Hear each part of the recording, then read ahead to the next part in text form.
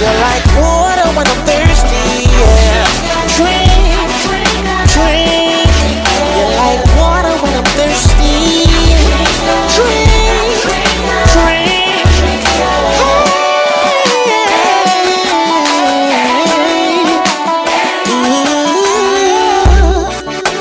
It's warm down here. It's hard to breathe. It's burning my eyes, Lord, so hard to see. I'm quite parched now. I need a savior. Come quench my thirst, Lord. Yes. You're like water for the thirsty. I drink, I drink. You're like water for the thirsty. I drink, I drink. You're like water for the thirsty. I drink, I drink. Water for the thirsty, yeah.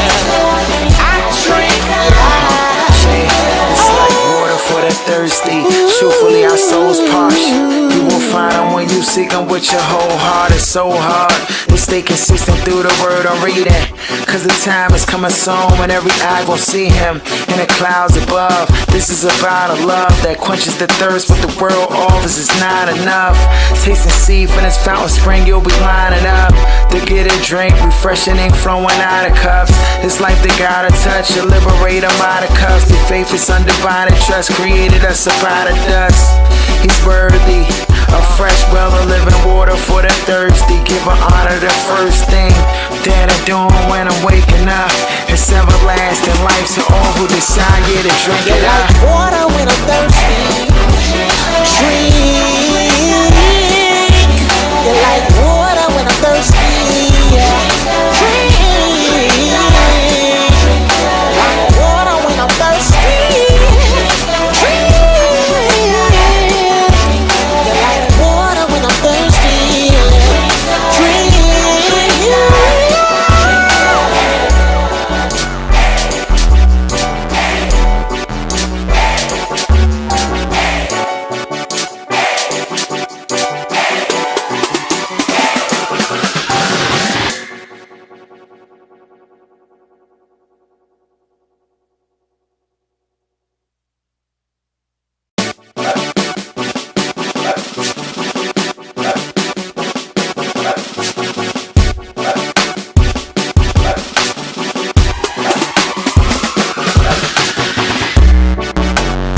Been a hard weekend, it left me high and dry.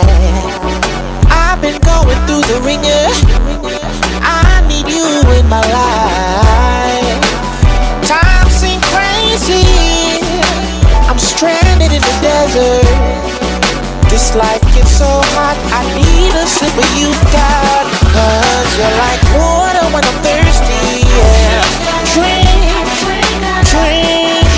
You're like water when I'm thirsty. Drink, drink.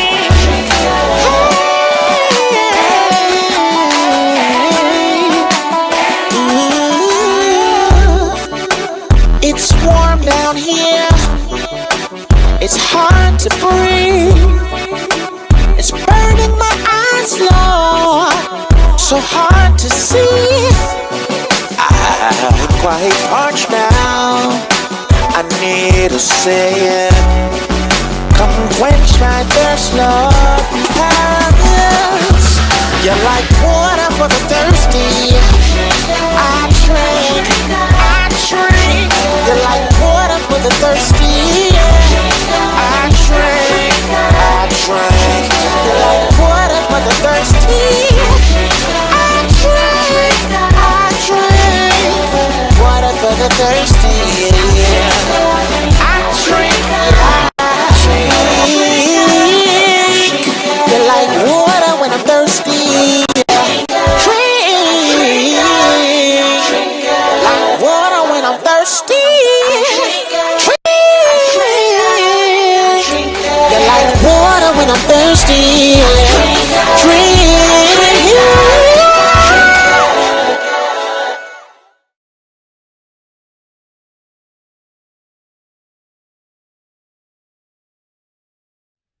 full house with us returning, Marcella and Ron. Thank you for coming. And guesting with us is also Chris. I used to, use a formal title with him. He's insisted I don't use that formal title. He's insisting I don't use that formal title anymore.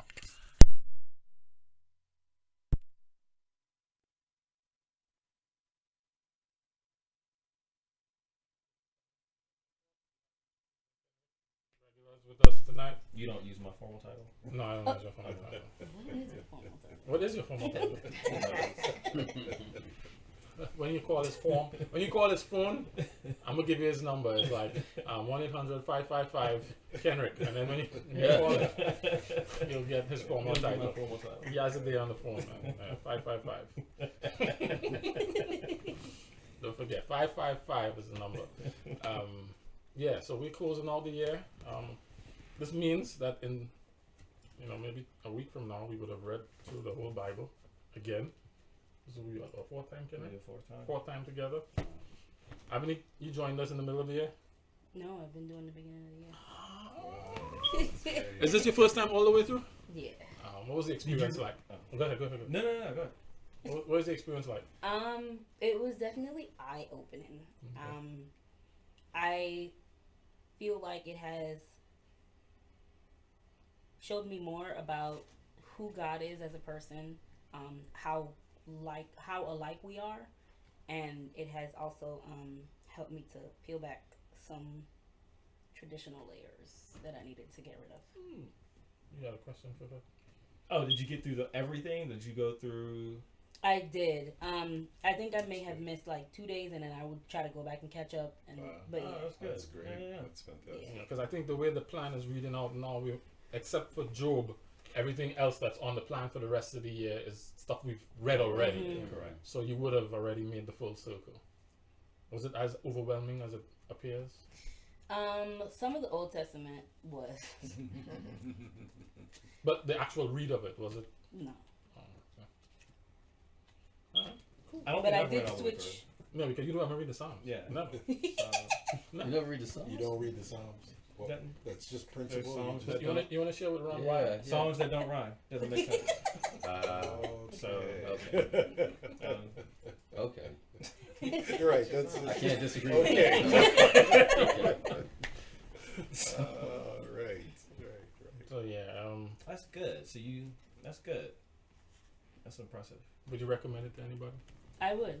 I would recommend though that you find a version that works for you. Did you have to switch Bibles in the middle? I did. So I was doing New Living Translation. I only switched because I had a chronological Bible and I was just reading the wrong thing all the time. So I switched to NIV. But I kind of want to switch to another translation next year. Okay. We'll see though. So you did NLT. I started NLT and then you went. and then I went to Okay. NIV. Cool. I just got the message that there's no volume. Yeah, I was just trying to respond. They said they weren't getting volume.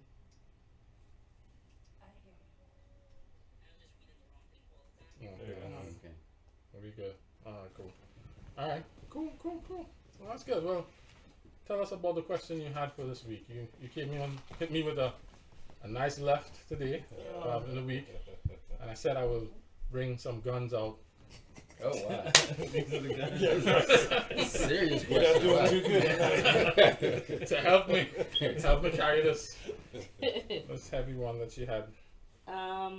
So I was reading Hebrews 10.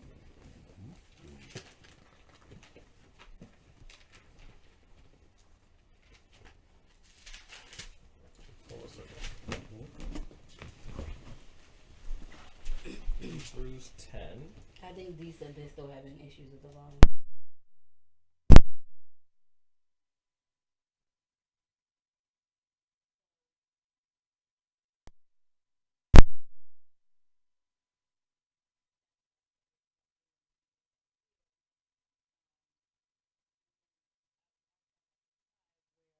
He's saying, therefore, when Christ came into the world, he said, sacrifices and offerings you did not desire, but a body you prepared for me. With burnt offering and sin offering you were not pleased.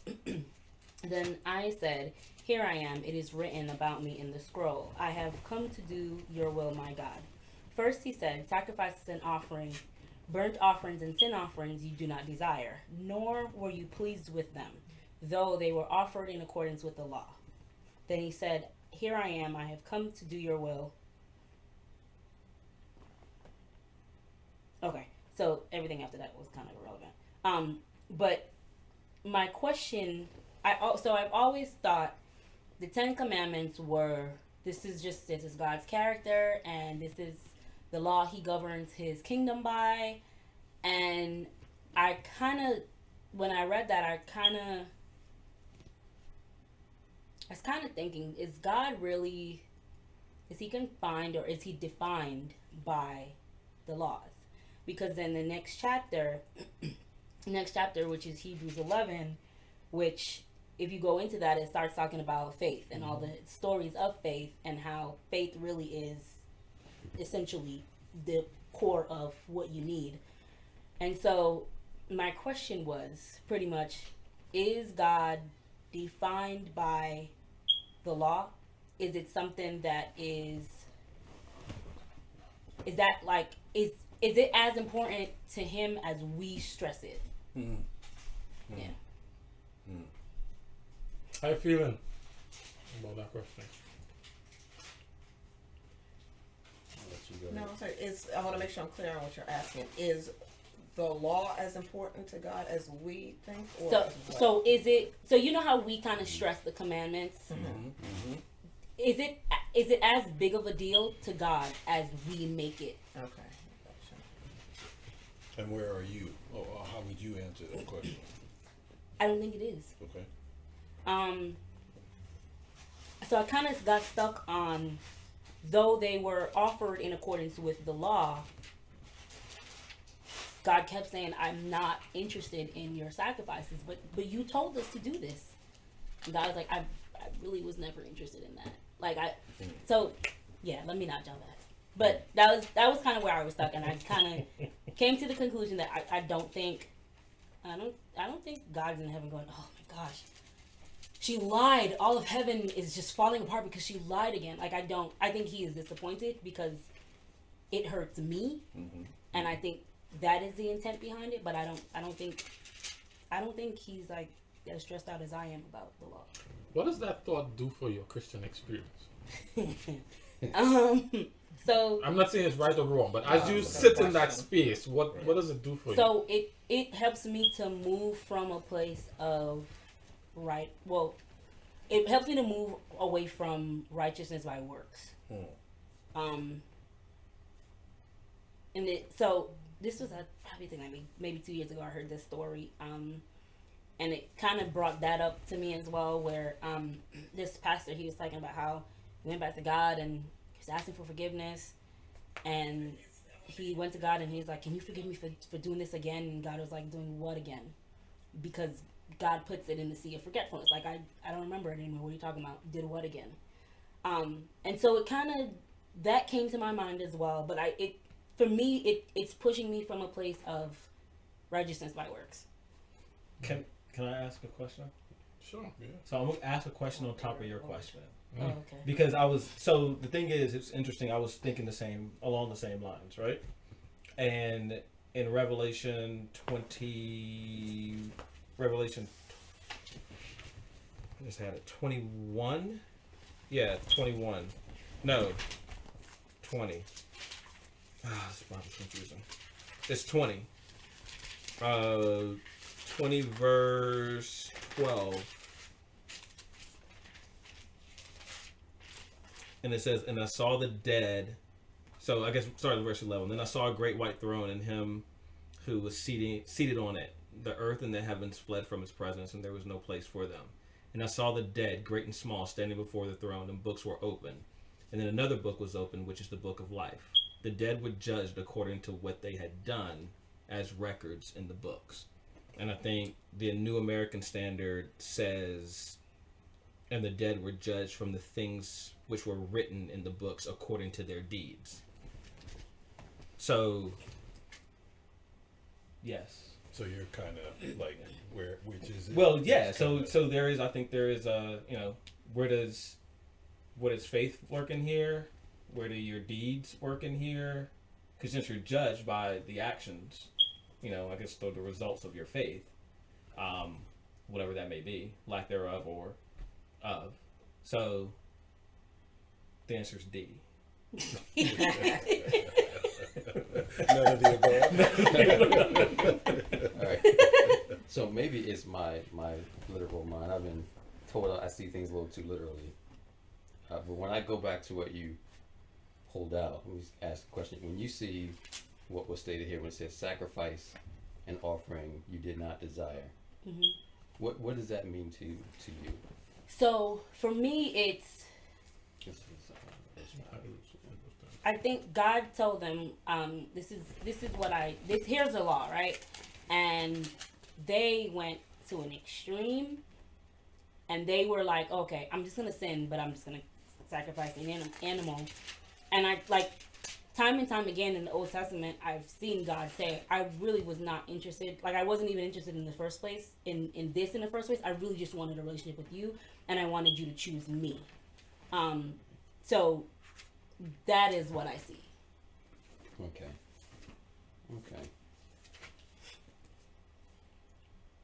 All right, yeah, so me literally looking at this, I did not get that it had so much to do with their actions, but so much the burnt offerings and sacrifices for the actions that he didn't care for. Of course, he doesn't care for the sin. That's why they have to do these things. And when we keep reading, I think we cut just before when he says he did away with or he takes away the first that he may establish the second. So then that leads more to what he ultimately wants, which is that relationship, which is what you're talking about. Because these burnt offerings really don't, as you stated, don't fix the problem. The problem is you're still doing the same thing you were doing. So almost like if you have a spouse who continuously cheats and then he comes bringing flowers and you're like, well, I don't care about the flowers. What I care about is that you stop cheating and be more in tune with me. So the flowers he doesn't care about. He doesn't care about that offering because it means nothing. It's what that offering does more for the person who committed the sin than it does to the person whose sin was committed against. So when I see that, I don't see that he's saying that your sins are not the issue. The sins are the issue. The heart that you have that leads you to think that you can do this and then bring some offering to me, that's my problem. I don't want that. I don't want your sacrifices and burnt offerings.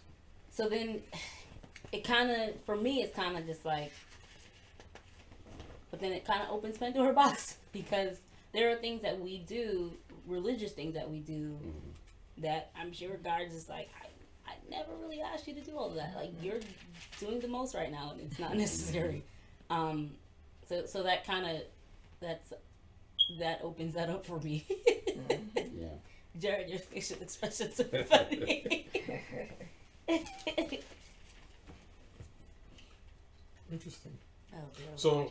So this text from Hebrews 10 is it's taken from Psalm 40, from about verse 6. But I was reading through the whole psalm to get to feel where the writer of the psalm was David, where David was coming from when he made those statements. So I'm gonna read the whole thing leading up to that, because it's just a few verses.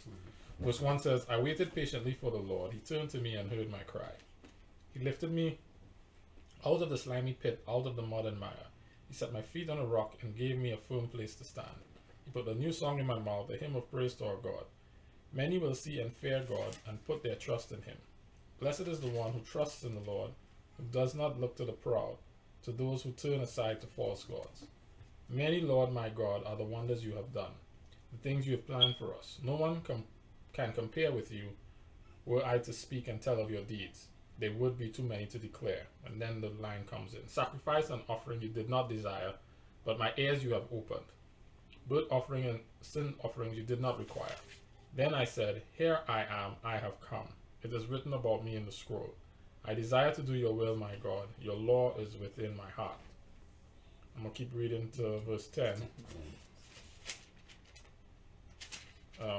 I proclaim your saving acts in the great assembly. I do not seal my lips, God, as you know. I do not hide your righteousness in my heart. I speak of your faithfulness and your saving help. I do not conceal your love and faithfulness from the great assembly. Does that change your understanding or enhance your understanding any? So one thing that stood out was I desired to do your will. So it shifts it just a little bit, but I'm still in that place. You're still in the place of you don't really care for the things. Right. Or he doesn't care for the things without the commitment. So I think that is more of the issue. I think so. It's kind of been on my mind all week, and I've kind of been wrestling back and forth. I don't think God created the laws because, you know what, I need to give them something to do, or this is how I am, and they must be like me. I don't think that was his intention. I think they were given to protect us. Excuse me. And I kind of feel like we've gone back to what the Pharisees did, which were we create laws to make sure that we're not breaking the laws. And it doesn't matter, because if your heart is not committed to it, you're still going to hell keeping the Sabbath. You might as well have gone and enjoy your day off. So that's pretty much where I am. Okay. I think it stuck out to me in that reading. Oops, I just lost it. When it said right there, and you just touched on it, the law was within my heart. Mm-hmm. And then from that was also referenced in Jeremiah 31:33. But this is the covenant. And again, the law is in their mind. My law is in their minds and written on their hearts. So, like you just said, if it is not in our hearts, if it's not written on our hearts, it does not matter. So I think that's confirming that. Why are you laughing? Jared. No, I hear that. But it's not a but.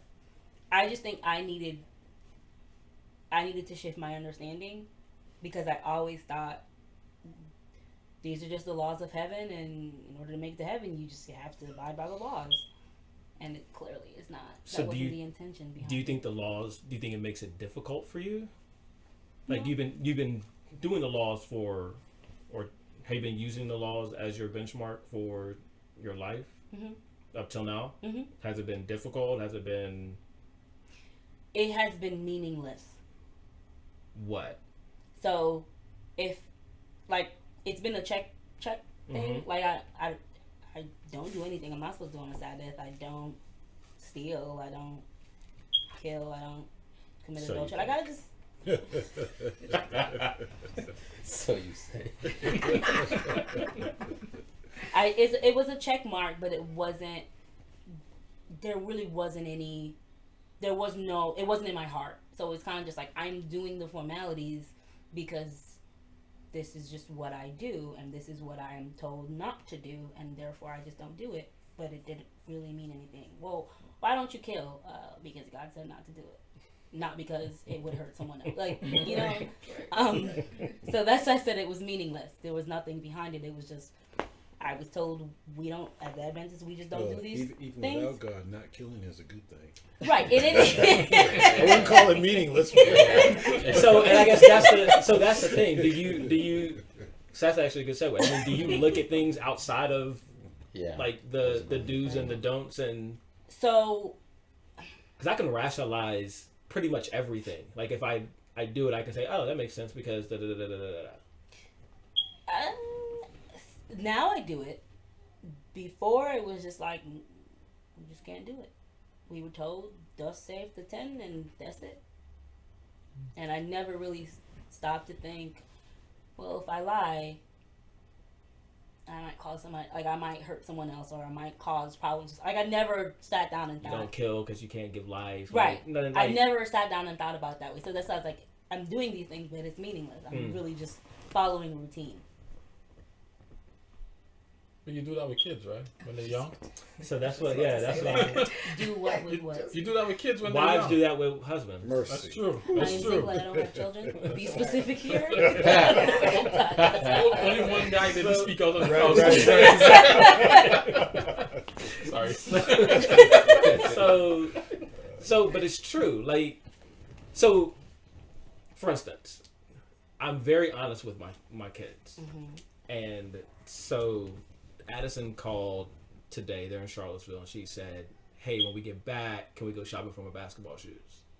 And I was like, "Yeah, whatever, we can." Right? So I know that when we go shopping for the basketball shoes and she gets them, I'm the best dad ever. Right? But I can honestly say, my kids don't love me. Like they think they love me, but love the shoes. but they like what I they like. Yeah, I provide for them, and that's kind of how we are in our relationship with God. Like there's so many things that we think about, that we do, and we're like, oh, God bless me with that. Oh yeah, you're my dude, right? And our relationship is based upon what He gives us. And very rarely, so now that I'm older, I appreciate my parents for who they are, what they sacrificed, what they provide, all that kind of stuff. But I can probably go back to where my kids are now and be like, I didn't really. So I'm saying all that to say, part of it is just a journey and perspective, right? And sometimes you got to take a step back and kind of look at who God is. And then it kind of gives a little context to some of the things that He's providing, and that might be able to create the depth. So now it becomes more than just deeds, because I think the deeds, I use the deeds as almost like a check and balance, right? I don't think I focus on my relationship, right? But I can also know that if I do something, I know what I'm doing. Like it gives me a description. If I focus on the relationship, it's like, oh, if I did this and this, some of the things could be arbitrary, right? It gives me a little bit. I think Paul says it's like a mirror, right? And it gives you the ability to kind of look and say, all right, this is what I'm looking like, and it's not looking like what I'm supposed to look like. And you can use it as a check and balance. So, some people. What? Sorry, somebody said it's frozen. Push back. It's back. Shut up, it's back. Kenrick. It's back. Yeah, No. See it move. It's back. They said it's back. So I was gonna say, if I'm approaching it from that way, then that makes a difference. But if I'm approaching it from the other way, which is what I've been doing, which is we keep the law because we keep the law. So how about this? When you were a kid, your mom said, make sure you brush your teeth every morning. She said, did you brush your teeth today? Did you brush your teeth today? Well, making me brush my teeth. Okay, I'm going to brush my teeth. But then you grow up and you realize, if I don't brush my teeth today, all them people will be watching me funny. Or I remember that guy from work who didn't brush his teeth today, and I don't want to be that guy. Thank you, Mom, for making sure I brush my teeth before I go leave the house and before I go to bed, and taking my toothbrush with me to work. Right? All of a sudden, it means something different. But before, when you were younger and you couldn't fully appreciate the value of the rule, it was just an annoying thing your mom made you do. Okay. But you couldn't understand why she was making me do this thing. And I did it just because I didn't want to hear her talk. Or I did it because I didn't want to get the spanking that would come if I didn't do it. Okay. But eventually, I grow in maturity and I'm able to appreciate why that's a big deal and why it's important to do it. Because I went to the dentist and they made me pull out my teeth because there was a hole in it because I didn't brush it every morning. If you don't do it, these are the consequences. You can't appreciate that necessarily at 4 years old. I know Julian doesn't appreciate it. And he would gladly skip toothbrushing thing. So that's what I meant when I was talking about, the maturity. As we mature, we get a better understanding where he's coming from. He wants us to be able to live in community, and if we killing one another, that's going to affect our ability to live in community. If we want other people's things, that's going to affect our ability to live in community. Right. You know. Yeah, you said there's consequences. That's the big thing. I mean, clearly, you can even if you don't do, you can clearly see consequences of others from their actions, from things that they've done, which have been to traverse the law. Even if they don't know the law, they know if someone has stolen something from someone else. You see what happens when that person who was stolen from finds out. So you've never done it, but you saw what may have happened to somebody else, or someone who lies, or someone who commits adultery. You know what happens without ever having to be directly affected. And in your heart, you're saying, "I'm glad it's not me. I'm glad I'm not having to go through that right now."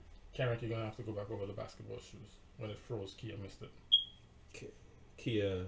Yeah, you got to tell them Doesn't kids matter don't who like Kia. you. Oh. Does it matter who Kia? Yeah. Okay. You look for one Kia, if not it's the Kia, other? well, if it's the Kia, I'll just text her and be like, "This is what I'm saying." Are you serious? I gotta go back over it. She said, That was the spirit. I don't know what I said. You start with your kids don't like you. Oh yeah, but kids don't really love it. the kids don't They really don't love love you. Yeah, so Addison called me and asked me for today to ask me when she comes back if we could buy basketball shoes, and I said, yeah, whatever. And but what I was saying was that I know that right now my kids love me, especially when I do things for them. So, and so I know that, so I don't think they really truly love me.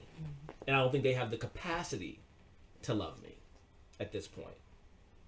I don't know if that's true or not. I can't remember loving my parents for like truly loving them until I was much older. After you've gone through the whole story, After she chimes in with, "No, it doesn't matter." Oh my god.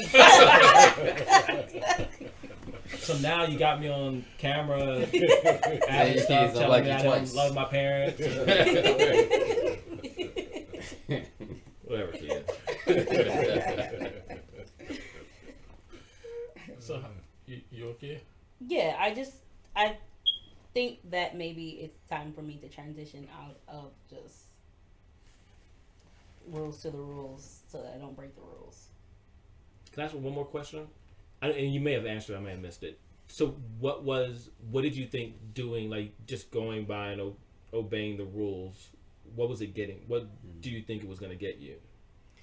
So I don't... Like what was the goal? It's just one of those things. It's a habit. Every Sabbath, when the sun sets on a Friday, get off the street, go inside. No regular TV. Well, no TV. Well, now I do whatever I want, but no TV, no secular stuff. You go to church on Saturday, you stay in church all day. Sun sets, you go home, and you go back to your normal life. So I'm used to the routine, but it was just a routine. And it was simply just, I am just doing this because I was born Adventist, raised Adventist, and I don't know what else to do. So But is there that was bad? nothing. Is that bad? For me, it is. For you now. At this stage, Okay. it is. For you now. Correct, and that's actually a good question. Right. In this stage of my life, for me, I feel like it's not okay. Why? I'm just trying to I understand. don't feel. I'm not judging y'all. I promise I'm not judging y'all.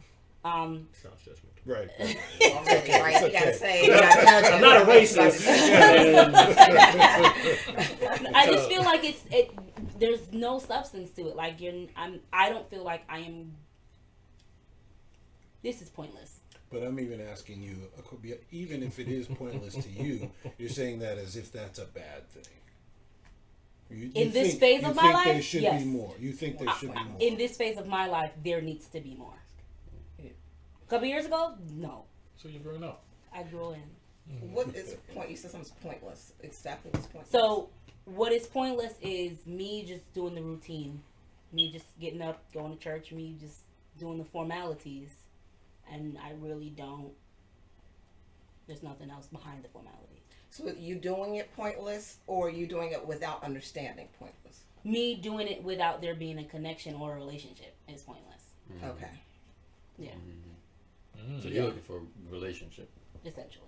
Okay. At this point. At this point. That's good. Because I guess that's the thing. That's Like good. the more and more I read, the more and more I realize that this journey is so specific to who we are, and so like for me, I don't want any parameters or like nothing. Like, I just need open space. Like in life?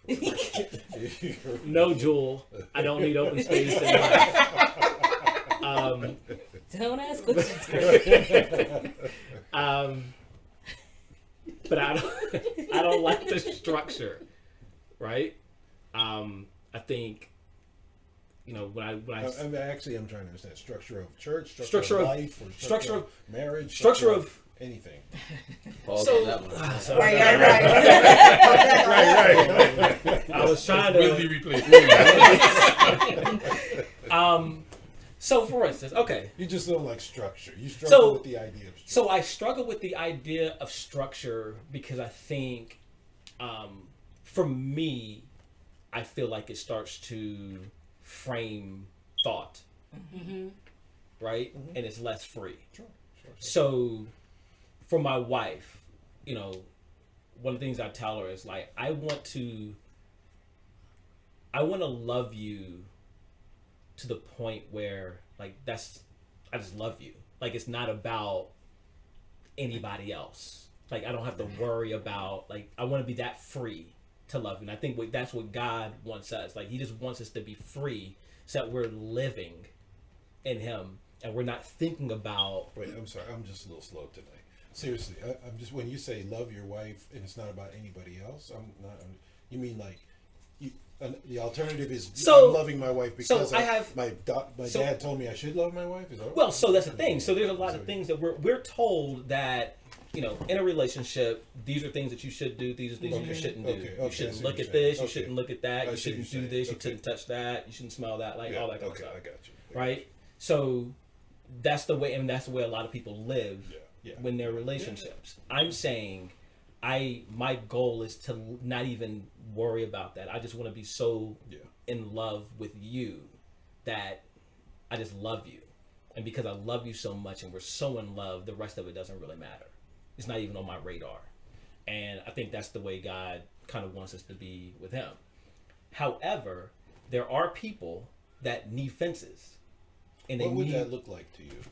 And What? I'm not necessarily trying to put your marriage on blast, but what would it look like to love somebody without regard to anything?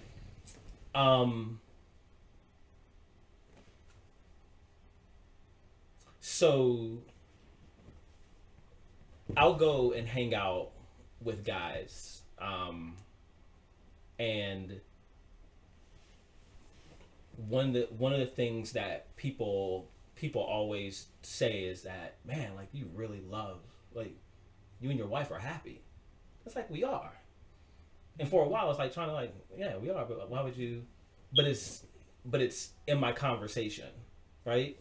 So in my conversation, I'm always talking. Like I'll say, "Oh, Jewel did this," or like, "Oh, we were doing this and this," or me and Jewel were like, and we're laughing about this, or Jewel said, So in my conversation, I'm putting it out there, not even knowing, just because of just how happy and excited I am about being with her, even though she's boring.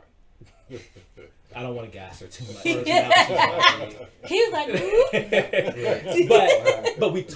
but in my conversation and all that kind of stuff. So people come back and they're like, man, like you guys have a great marriage. I was like, yeah, it's cool. Like it's great. And I don't think about how really great it is.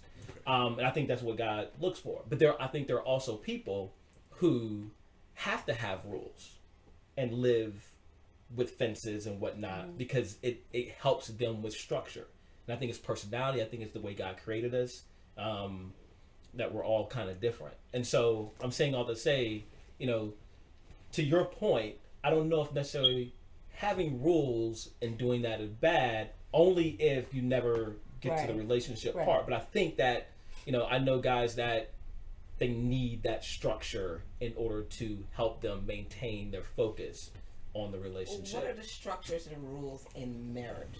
that you're, so if you're using marriage as an example, you're saying you're living, you have your marriage without that. And now you're saying that people do need that. So what would that look like? Some people that need it, Yeah. In the context of marriage, Yeah. yeah, like don't cheat, don't text other women, don't share secrets with other, like I think there are rules. You're not saying it's in your marriage. See, I don't want to really put you on blast. No, put me on blast. Like, okay. I'm just saying, you're not really saying those things you just articulated that most people would say are rules for good rules for marriage. You're not saying it's okay to do those things. No. I'm saying that it's almost like we were talking about kids. Like when I was younger in my marriage, I remember I told this young lady told me a secret. Right? And she was like, I'm pregnant. Not by me. But she was like, I'm pregnant. And she was like, don't tell anybody. So I was like, I'm not telling anybody. And me and Jewel like a year. We were married for like a year. So I didn't tell Jewel. And then we're sitting in Nevis one day, me and my mom, we're out eating breakfast. And Jewel was like, oh, what you call us pregnant? And I was like, oh yeah, I did. She was like, huh? I was like, yeah, she told me. It was like, when did she tell you? It was like, right, like the day she got pregnant. But it wasn't me. Like, I don't know. She came out with the test. I don't know. So and my mom and Jewel looked at me like I was crazy. I was like, she told me not to tell nobody. Like I wasn't telling nobody. And she was like, you don't keep secrets. Like, especially about a woman from your wife. You never let another woman have an advantage over your wife. So that's a rule, right? And so for a while I lived by that rule. For a while. But now I don't keep a secret just because I don't. Anymore. Like it's my wife, right? Gotcha. So there's a relationship there where why would I keep a secret from someone I absolutely trust? Right. So you're not saying you don't keep I'm that saying rule. not to. I'm not saying, yeah. You actually are keeping the rule, I'm keeping but not the rule, because it's a rule. But not because it's a rule, exactly. it's because of the relationship. So because at first I thought you were saying that rules don't matter. You were saying that. I thought you were saying that you didn't need to keep, your love was so great, or we should get to a place where our love is so great that we don't need to focus, we don't need rules. But what I think, correct me if I'm wrong, what you're really saying is our love is so great that we fall within the rules automatically because of that love. We don't have to focus on. You're not focused on staying within, like, so the rules still someone matter. told me this. Right. All right, so, I gotta tell you. What Paul talks about in Romans? Yeah. That's not like the whole, just the Romans? Right. Yeah. That's the whole point. But I wasn't sure where you were on that. Yeah, That's why I was it was Paul. And it's important to clarify that because I know in the He's not Paul, world. he's not Pablo anymore. I like him. Sorry, but No, I was just saying because it's important to clarify that because I know in the world. That's right. You take that same concept and they actually mean that we don't need the rules. Our love is so great that, I can be with another person, That's right. but I That's still, right. That's right. well, because I love that person so much, it's not going to interfere in our relationship. but because within the go ahead. Yeah, but you're saying, it's like you're saying the same thing, but within the confines that scripturally, and Correct. But again, the same language is used in the world to mean something different. That's So right. that's why That's right. I wanted Gotcha. to clarify that. Got you. So your want is exactly what the God of the Bible is actually wanting. That's Correct. So yeah, it makes it quite normal that you would want what God wants, and that He wants a relationship with us, so that the rules are second nature to us. And I think, and that's exactly what he was saying. When I read it, that's what I was getting. Don't be so caught up in the rules. Yeah. Like I had to establish these rules, Right. in order to get you to a spot. At some Yes. point, You mean when you're reading Hebrews? When Is you're that what talking reading- about, or reading something else? when you're going Just in general. just in general, I like got when you. you're Okay, going okay, through okay, and you're okay. reading through the Old Testament and you're seeing the rules, taking it in context, you're seeing when the rules were established, what was going on with the people. Like he's trying to take them to a certain spot. Right. Then he comes in, and then you get all the way down, couple thousand years, and now he's trying to take you to another I level. got you. Take us as a Going back to community. the As a community to another level, because now he's inserted himself. Now he's the sacrifice, and that changes the context of everything. And I think in Hebrews 10 it starts talking about that leading into 11. What were you gonna say, Jared? I was just gonna ask. I was gonna ask if you. Joel. Right.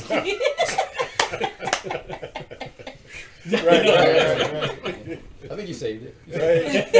Put me on speaker. You lost her at Q4. That's That's right. Oh, really? I was just gonna say, if anybody here has ever been in a relationship where you articulated an issue and the person kept doing stuff but missing the issue, and so they're telling you, well, I did this and I did that and I did that, and you're like, yeah, but you missed it. Right. You did that, but that's not. It really wasn't that. This was just an example of this problem that I'm having. And I feel like that's kind of where it is, where you have people walking around who saying, well, you said you didn't like that, but it wasn't just that. I don't like when you disregard me, and doing that is how you disregard me. And so all they can see is the things, and they're like, why are you not happy? Why are you not? And I feel like that is one illustration that helps to make what you're saying make sense. Or if you come into a relationship and there are no rules on what not to do, and then as the relationship develops, you're gonna have to set these rules, and then you have people who just, I didn't do this today and I didn't do that today, and he should be happy, and you're like, come on. Well, it's also like our culture now. I mean, we're very result oriented, and the process doesn't necessarily matter. So even as we kind of matriculate through time, it gets worse and worse, where the people in the process are disregarded. There's a woman in here, Cynthia. But I wanted to make sure that I want another YouTube channel to watch tonight.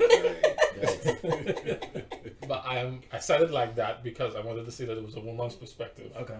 Who's disagreeing with your mother and your sister. Well, adding a caveat. She's not disagreeing, she's adding a caveat. Okay. Right? She said the secret is about her, not about something personal about you. And she said her husband is a barber. People talk to him about personal stuff and he doesn't tell her anything. She doesn't feel any way about it. If it's something personal about us secretly, she would be upset. That makes more sense to me. That's fine. I mean, you live your joint. Right. Once again, open space. Like you live yours, but in my house, Right. Exactly. like, and it's female centered. So like, if Chris or Jared, your name again, Ron, tell me something, that's totally different, right? But it really centered around just the comfort in that, and that trust within the relationship, dealing with other females. So that she knows, or does it have She to know the be? person. Can it be somebody that she doesn't know? And period. it's just women. Period. Okay. Period. Okay. Yeah. You have to work, And I would, and to work Jared's hard. point, like, and so I would never want to violate that. Right. Period, because that's her. Like, That matters to her. that matters to her. Right. So my ideas and judgments, like, oh, well, you don't even know her, so that don't even matter. Like, I can't. Yeah. Exactly. I don't have time to really parse that out. Like, it's so. So thinking about it in context of the question that Avanique asked originally, is it a problem that she's at a place that she feels that she's just doing, or she feels there's a problem that she's just sort of doing things because she's focused on the laws or the rules? Is that a problem, or is that? Well, for her, I think she said it's a problem. She feels that is a problem. So- What? How do you get from A to B, where she is now to where she wants to be, and what is that thing that she wants to be? What is that? What would you like it to be? So essentially getting to where Kenrick is, in the sense of I'm not like I'm not following the rules because if I don't follow the rules, I sleep on the couch. But this is our relationship, and this comes natural. So you want more out of the relationship. Well, you said something earlier that stuck with me. You said you feel like you don't have a relationship with God right now. Or that maybe I took it. Did I take something wrong? Do you agree that? So it's not that. So it's not that I don't feel like I have. I feel as if the relationship is more on. I have built a relationship around behavior, and so when I mess up, I just feel like, all right, well, I guess I can't talk to, like, I can't read my Bible today. I messed up. I can't pray because I messed up. And so I am in a space where I feel like it's not okay. Like it's not okay to focus on behavior. Right. Or it's not okay to be driven by behavior. Yeah, just the relationship has to grow. That's actually interesting. Right. Yeah. Because how do you put it with the text that you just read? Oh, that's an easy one, but because because a lot of what we do is driven. Like I think about my kids, and Right. like you discipline kids, based upon most people discipline based upon their behavior because that's the result of you're judged ultimately by behavior. by your behavior. Yeah. That's what it says. That's why that's exactly what I was asking. And so it's interesting. I got into my 11-year-old. I gave her the business last week about some of her grades, and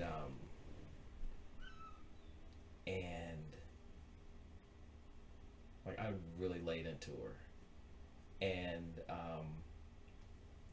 then I took a step back. Of course, after I laid into her, I took a step back and went to her papers and looked at her papers and disregarded the grades that I saw on the paper and realized she actually knows what she's doing. There were just actually some things that, there were some things that she didn't follow all the way through. There were some things, but the concept, she knew. And so, I think there are a lot of times when we rush, we only think about behavior. When I think that, and I think there are plenty of examples in the Bible where there are people and you look at who they are and how they're described in the Bible, and we would judge them horribly based upon that, and God sees them through completely different lenses. Right. And so, which leads me, and so, as we go through each year, it leads me more and more to realize how much freedom God wants us to have, because he truly wants us to be who he's created. Like there, are flaws, that we've developed. He, all of those things are things that he, I think makes us who we are. And that drives us to be who God ultimately wants us to be. Like, which is what? His. Like ultimately he wants us to be his. What does that? Submission. Sounds nice, sounds wonderful, but what does it mean? It means just submission. Like completely, I don't want to say obligated, but belonging to him in our thought and our deeds and, our speak, like all of that. Like that's, and it may look different to some other people. Nebuchadnezzar would look completely wrong to us. Correct. Right? But there was something about Nebuchadnezzar that God absolutely loved and used. Wait. What's my other man? I'm saying there's a list. The easy one we always talk about is David. Like David is the easiest one to pick off because, he was just killing, just not for Jesus, or not for God. And you're saying that's okay? No, I'm saying that's who people are. Right. And so God, in all of that, gave them the freedom to be all of that. Yeah. And still considered him the apple of his eye. And still, he was still good enough to be king of his people. And he still loved them enough to say, even though you did all this, your son is still, I mean, like, there are all these things that God... So those things didn't matter to God. I'm saying that he gives us the freedom to be all of those things. I'm just trying to understand what you really mean by free. Yes, we have free will. We can choose to do whatever we want, and he doesn't zap us for doing those things. But I think that's not what you're saying. You're saying something more than that, I think. Right? Or no? I kind of hear it's a part of the process. Wow. Sorry. There are 2 comments in here, and I just have to add them to the conversation. Sharon says, love has its own rules, its own restrictions. And then she says, sometimes we accuse God and fry him in our parents' fat.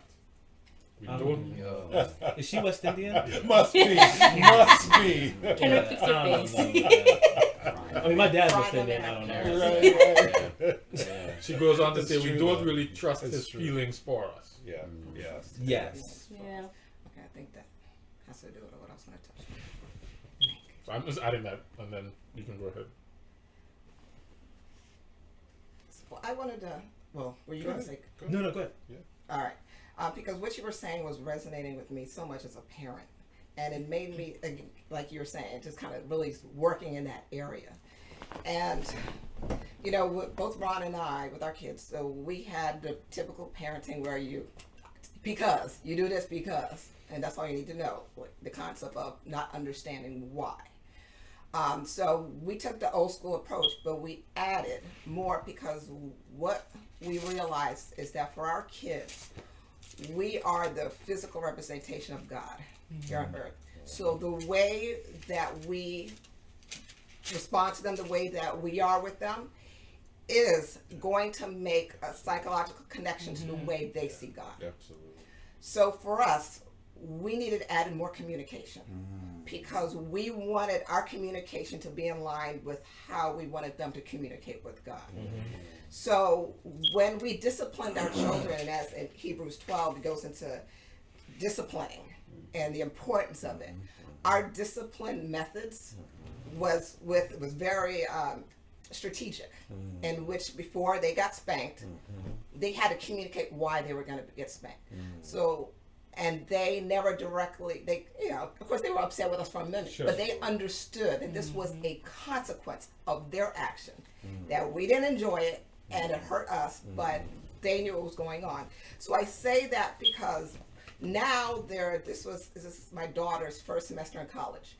So when they were back for Thanksgiving, we had a conversation and we wanted to talk about discipline and the way we discipline them and their views on it. And it was very interesting because my son and daughter are a bit different. My son explained that he needed it because if we did not do what we did, I mean, he's like, I was a slickster, I was going to try to talk my way out of it. Like I did what I needed to do. So the way we disciplined, he needed that.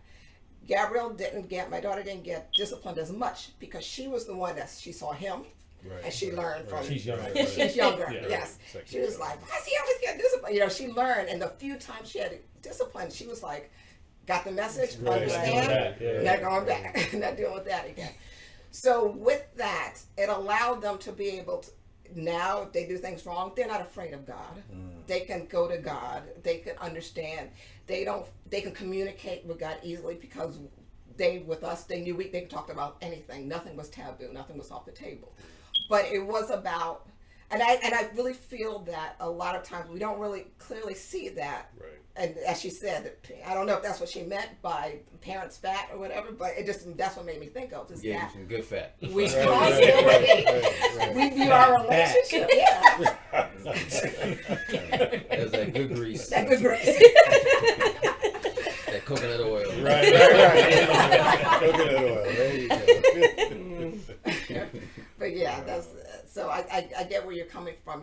You're in a place. It sounds like you're in a place where you're desiring more communication. You're looking for that relationship to really be in that place where you just love God and you're just doing things again, like you said, with your spouse, because I just want to do it. I'm desiring to do this, and I don't care about what anybody else has to say about anything. Right. It's just me and him, and that's all I need. Yeah. So I was clumsily going at. I actually hear and see a relationship in you with God, and you want it to grow. That's what I hear. Mm-hmm. So I that's why when you said you didn't, or I thought you said you didn't really have one, I was like, No, it's there. I'm hearing one. It's there. And and in my mind, that's a good thing. Wanting your relationship to grow is exactly what getting this in this book will do. You know? Yeah. So I think that's great. I'm excited.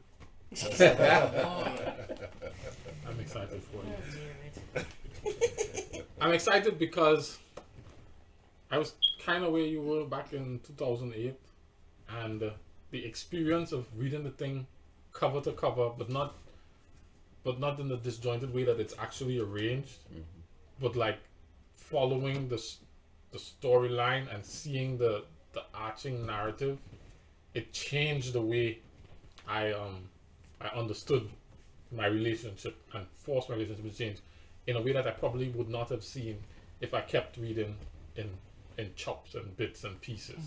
Right. And that's one of the things that made me passionate about this approach to it, because of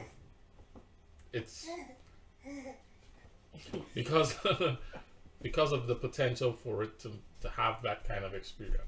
Having not shared that with you, and having you had that experience from the beginning of the year to now, and seeing that, it makes me excited, because you get to see all right, that kind of works, and there is that value in the whole picture, and so that makes me be a little bit more committed to pursuing helping others to get that whole picture, or see the value in the whole picture. In the years prior to that, the disjointed picture kept me in that place of the rules.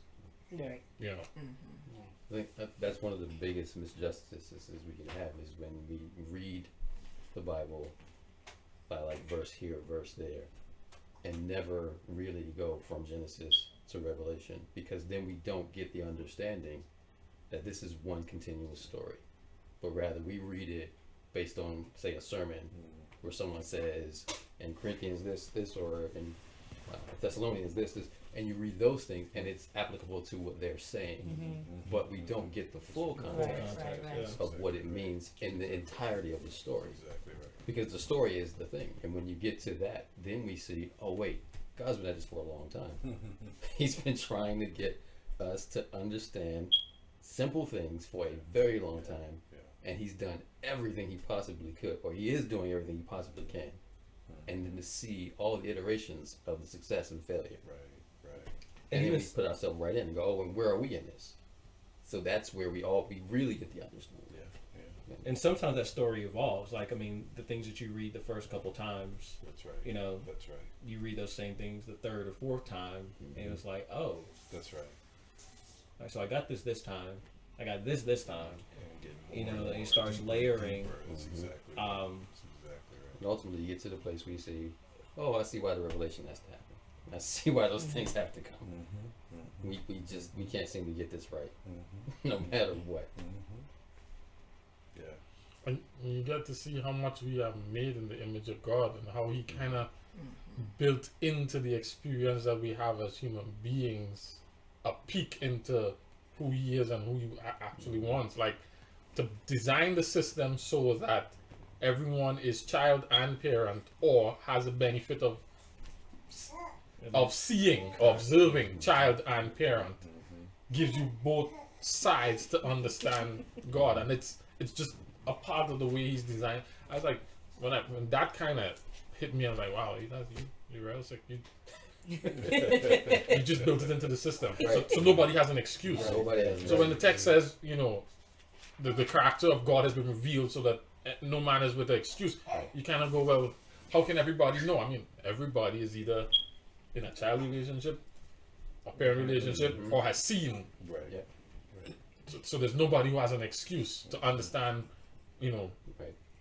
even when those relationships are bad or flawed, you still have the benefit of perceiving what ideal could be. Right. You know, and yeah, that was powerful to me, and it changed the way I understood this thing. So thank you, Abanique, for that. And then your other thing was something, I don't know if we were in the same room all week, but it was the guilt. Like, so what I heard from you was saying, and I had written it down for Hebrews 10, like 17 and 18. It was like, in their sins and their lawless deeds, I'll remember no more. Now where there is forgiveness of these things, there is no longer any offering for sin. And I know one of the things that I struggle with is kind of, I think what you're alluding to, like there are times when you feel like you've done something, and because you've done something, you can't go, like, it's like, I can't go and read the word now. And I was just thinking, like, how, if someone came to me and told me that, it would be so irrational. I'd be like, that doesn't even make sense to me. Like, idiot. But, because because it says in the Bible, like, all this stuff, and you can quote it. Right. However, like, when you're in that experience, it's very difficult, and very different. So I was, Or add to that, when you're in that thing and he wants to use you for some kind of noble purpose, and you're going, I just disqualified myself. And he's like, I didn't tell you to stop. And I'm like, dude, I shouldn't really, He's like, did I tell you? Did I? Were you excused? Go, just keep doing it. Yeah. Keep doing that. That, for me, you talk about what was sort of revelatory, life-changing for you. That, for me, was and still is very life-changing, because, we talk about the rules, we talk about keeping them, not keeping them, what is good, but I don't ever see God anywhere in this book if somebody doesn't keep the rules, the first time, the second time, just forcing them to keep the rules. It doesn't force anybody to keep the rules ever. Whether they're the wickedest person on the earth or someone you think is the best person. God has never, ever, whether they should know better or they don't. And you say force, like, you better keep these rules or like die. Cause like, again, there are people who have suffered consequences for doing things. Correct. There are good consequences for doing things, just like there are bad consequences. So what do you mean by force? So what I mean is, if there are people. I'm trying my Chris approach. Yeah. What do you mean by force? What does that look like? Yeah. Good. They're coming for you. So, right. I'm ready. So there are a bunch of people in the Bible who have some sense, or just put it in our world. There's plenty of us who have some sense, no matter how you grew up, no matter what church you went to, no matter what you do, you had some sense of what you were taught or believed or read God wants. Yet there are plenty of times when we just absolutely chose to do something else. And aside from sort of consequences, so if I eat poison, I'll die, or if I put something red on it'll be red. So that's consequences. Aside from that, God doesn't say that's against my law, so you're gonna get X, or anything like that. And he never does it. Never, ever does it. What does he do? So for me, if that's true, and if it isn't true, I'm willing to hear and see it isn't. Why do we feel we should do that? We often talk to people, or in the church or outside of the church, and say, if you don't X, Y, Z, you can't be one of us, or you can't do this, or you'll never make it there, or you'll never. I never see God acting in that way. Now, hear me when I say, yeah, I'm not saying, that's why I think this conversation before was good, and that for me it was important, I think for you too, Mercy, to clarify what you were saying. It's not that rules don't matter to you, and it's not that you don't stay within rules. It's just that you're not focused on the rules. Correct. That's critical to me. I think it's the same thing for God. I'm not trying to say anything we could do is okay with God. I'm not saying everything nothing will ever happen if we live a life of sin for whole life. But there are millions, billions of people who live lives of sin and live to be 100 years old, right? But yet we take it upon ourselves so many times in the church to beat people up if they don't do the thing that we think is the most important thing that God says do. Correct. So our God doesn't conversation. do that. So why should we do it? I agree. Our conversation from 2 weeks ago with Esther, when we were talking about how we would look at her circumstance and be like, God's not in that. But He was completely. God was, his And hand was when- in the when you read the book, entire thing. God wasn't in it. Like when I say wasn't Right, in right. it, you don't see him in Right. Right. But it Literally. but it changes the perspective because I have no idea what God is doing. Like, you have no idea how God is working through that person. You have no idea what he's doing. Like, he's behind the scenes working his thing, and you're over That's here a like, great time to you're Job not- and his friends. Jared, the book was open. I was like, oh man, Chris made the transition so smooth. This whole conversation has been Man. Yeah, right. Right. everything. But so I have a question here, right? I have a question before the question, but I'm gonna ask the question that ties into what we're talking about. God gave Satan control over Job's life, and Satan started doing things that we would have looked at him and like, oh, fire fell from heaven? That's God. So to me, when I saw that, like, I circled it because I'm like, fire falls from heaven. I'm like, that has to be God. Like, there's no way the devil. And everybody will attribute that to God. Right. And so it's like, Could have been lightning. it says fire fell from heaven. But it's like, Could have been a volcano. It could, yeah. Lightning could have too. been, eruption and I don't have that Why? translation. My translation says fire. But it made me think, like, this whole time, these dudes are like, yo, you're sinned. I mean, the Lord punishes the evil and he gives blessings to the just, and you had to do something because fire fell from heaven and consumed your entire family. Like, you were a sinful being, and it really had nothing. Like, Job did nothing to, like, he was just minding his business, living his life, living up to what God had called him to live up to. And God was like, yay, look at my man's minding his whole business. So it's for us to be in a place where we're like, you should do, you ought not do, you better do, and in order for you to do this, in order for you to get here, you have to do this and this and that. You have no idea what God is doing.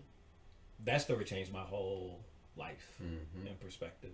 Also, The friends thing. also. I'm a fixer. Most men. Most Right? men are. Yeah. Fixer. And so it doesn't matter. Like, Jewel comes and tells me something, and I'm like, all right, this is what we're gonna do. And she's like, so now she's like, Kendrick, and I'm like, is this a husband or girlfriend? And if I'm your girlfriend, I know I'm just listening, and I'm gonna be a participant in the conversation for you. Right. You know, so I'm a fixer. And then one of the things, so I was always, if somebody comes to me with a problem, I'm trying to, all right, let's see, this is what we're going to do, let's do this. And this story here, and then just reading and helped me understand how important communication with God was, or is. In that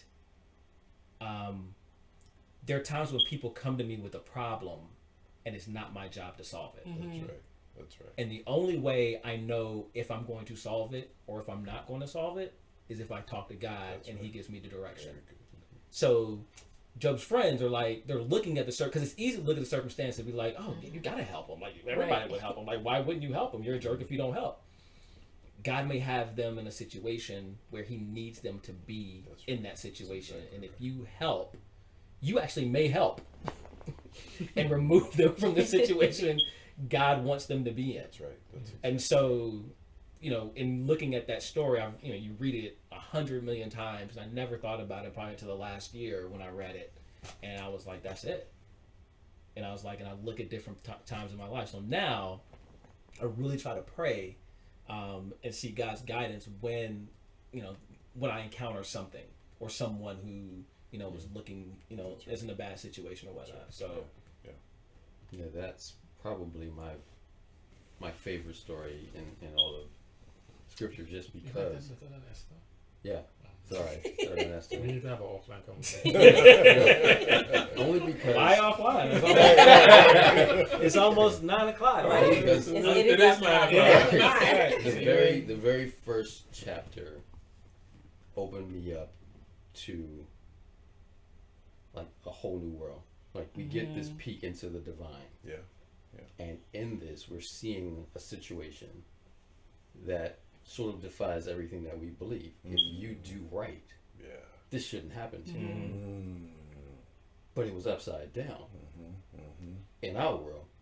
So here's God offering up Job, who was a righteous man, who did everything according to the written text that he could. This is understanding. That he understood, right? He followed the rules. Deeds. He loved. He did what he was supposed to do. And here comes what has to be like the worst calamity ever seen. Right. The worst. Right. I know. I felt terrible for him. Sure. Because I'm going, in this, as I see this happen, I'm going, in this very world, could that thing actually happen? Well, absolutely. But my first inclination is, what did I do? Correct. Job had the complete opposite, which would definitely terrify me if I felt like Job and had all this happen. So seeing that lets me know that anybody can get it because he has a purpose for something, and we don't know what it is. Even if it defies the very thing that we've always been taught to understand. If you do right, the friends weren't necessarily wrong. They applied things wrong. The things that they said, they were quoting many things from like things that David would say later on in Psalms. We understand some of the things. It just didn't apply because, as you said, they didn't go to God first and say, "Hey, what should we say here?" The best thing they did was sit with them 7 days and said nothing. I'm like, that was the best thing they did. Yeah, they started off on the right foot. But then the natural thing kicks in. Like, listen, so how are we going to make you better? Yep. You made mistakes. And Job, everybody's against him. Even one part in this, he's begging them at one point, going, listen, I've got nothing. Right. All right, my wife doesn't like me. Right. Oh, I did read some part. I was of the understanding, y'all can help me here, that all of his kids were gone, but apparently he said that, I can't remember where it was. He lost all his kids. He Yeah, said he that lost his kids. he lost his kids, but there was something where he said he is something to the breath of his children, meaning that there may have still been some kids alive. I have to pull that verse in here. It was when we read. Yeah. He had nothing, basically. Outside, people were spitting in his face, that kind of thing. Right. He was rejected. Please, if you guys could just be here for me. Right. And they still came back Right. and rained on him. Right. Yeah. And I'm going, at that point, guys, let off the man. This is where empathy would be great. Yeah. To just go, you know what? We don't really know what you're going That's through. right. That's so key for me too. So how many times when people are doing wrong stuff, do we beat them up some more? Right. I mean, like that's supposed to help. And we've, Right. I mean, I get it, but that doesn't help. we've seen Well, it helps us. it helps us, Right. right? It doesn't even Because- help us. and I to be think- truthful. Well, no, it You're doesn't right. help us, You're but right. it makes us Feel feel right. like, Yeah, oh, exactly. It speaks to, Exactly. I think they did it possibly out of their own fear that Correct. if he is right and this happened, this could happen to us.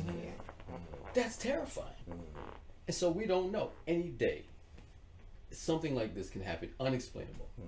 And we face these things every day. It may not be to the level of Job, but like you're a perfect driver. You're doing everything right. And bang, somebody rear ends you, takes your car out. And you're going, but I did everything right. Why did this guy just hit me? Right. So those kind of things wear on us, and we don't know the answer. But what this is basically telling us here is You don't have to know. You just have to go with it. So I'm gonna take that as my segue to say those are that leads to two things that I struggled with in the story of Job. And the first was, as Abinique said, God said, "This is my man." I don't God just deal with allow to deal with people he care about, that he thinks highly of. That was a hard idea for me, particularly since Job had no idea. You know, we read the story, and we know that Job's situation gets better at the end. Right? We see Job gets his 10 kids back and his money back, and so. That point is hard for some people. Yeah. He doesn't get his 10 kids. No, he gets a fresh set. another Exactly, still on. Fresh set of 10. But Right. he doesn't remain in the bad circumstance. Right. His sickness is healed. Right. His fortunes are restored. Right. He gets a new quiver. Right. But he didn't have any anticipation that was going to happen. He didn't know that he was in a thing that had a expiration date. In his life, this was the rest of his life. Right? He had no expectation. Right. When he simmered down and settled into the where he needed to settle in, it was not with the expectation that somewhere down the road this will get better. That was the first part that struggled to me, particularly since God put him on his plate and said, "That's my man. That's the good people. Here, do what you want." Right? That was challenging for me. Just the idea that God would do that. To the people he thinks highly of. That's what I mean. Yeah. Right? You would think that he hedged all around those people, but no, he opened them up. Right? And then the second idea that was problematic to me is that when God finally shows up, it's when Job was fussing. And God does not answer his question or tell him what was going on. God almost put him in his place and said, That's right. "No, He did put him in his place. stop whining. That's right. Where were you? Gather yourself." Do you know who I am? You know, Right. he's like, "Do you know who I am?" That's right. And God never comes and gives him any kind of light, any kind of clarity, any kind No of type of apology. But Not he nothing. does, but he does in a different kind of way, because you're absolutely right. And this is another sort of from Job and other things that has, I've come to the place that not actually. Let me change that. I didn't learn it from Job. I learned it when I went through a Job experience. Okay. So I hated it. I mean, it was not going away, and it was the worst thing in the world. I thought I was going to die, and I was just, and then I was angry at God. I was like, wait a minute, I'm not out there on the street, and why is this? But then, after I got through it, I was like, oh, now I'm at a different place with my relationship, and if I'm honest, I'm not sure I would ever have gotten to this place had I not gone through that. And now when something else happens, I never have that initial reaction anymore. And it's to the point I'm like, is something wrong here? I should be worried. Right. So I'm fine with that, because what you do see in Job is that coming out of that confrontation with God, he transitions into a different place. That's right. Where he's content, seemingly not knowing, but trusting God. That's exactly right. Because he understands completely that God is so far away beyond him that I should just trust him no matter how this thing looks. It's not even that just he knows, it's that of what he's been through. Correct. And what God took me through it. And even without getting the more, he took me through it. I'm still here. And then he gave me more. So it's both, I think. So the struggle kind of becomes because the struggle came when I was at a friend who comes to water visit. Her mom died, and we went to her house, and her cousin came too. And her cousin is saying, he wants to go to church and whatever, but he wants to do it with his wife, but his wife not really having anything to do with God because of the violent way in which her son got killed. And she don't understand why God would do that to her. And there's nothing that you can really.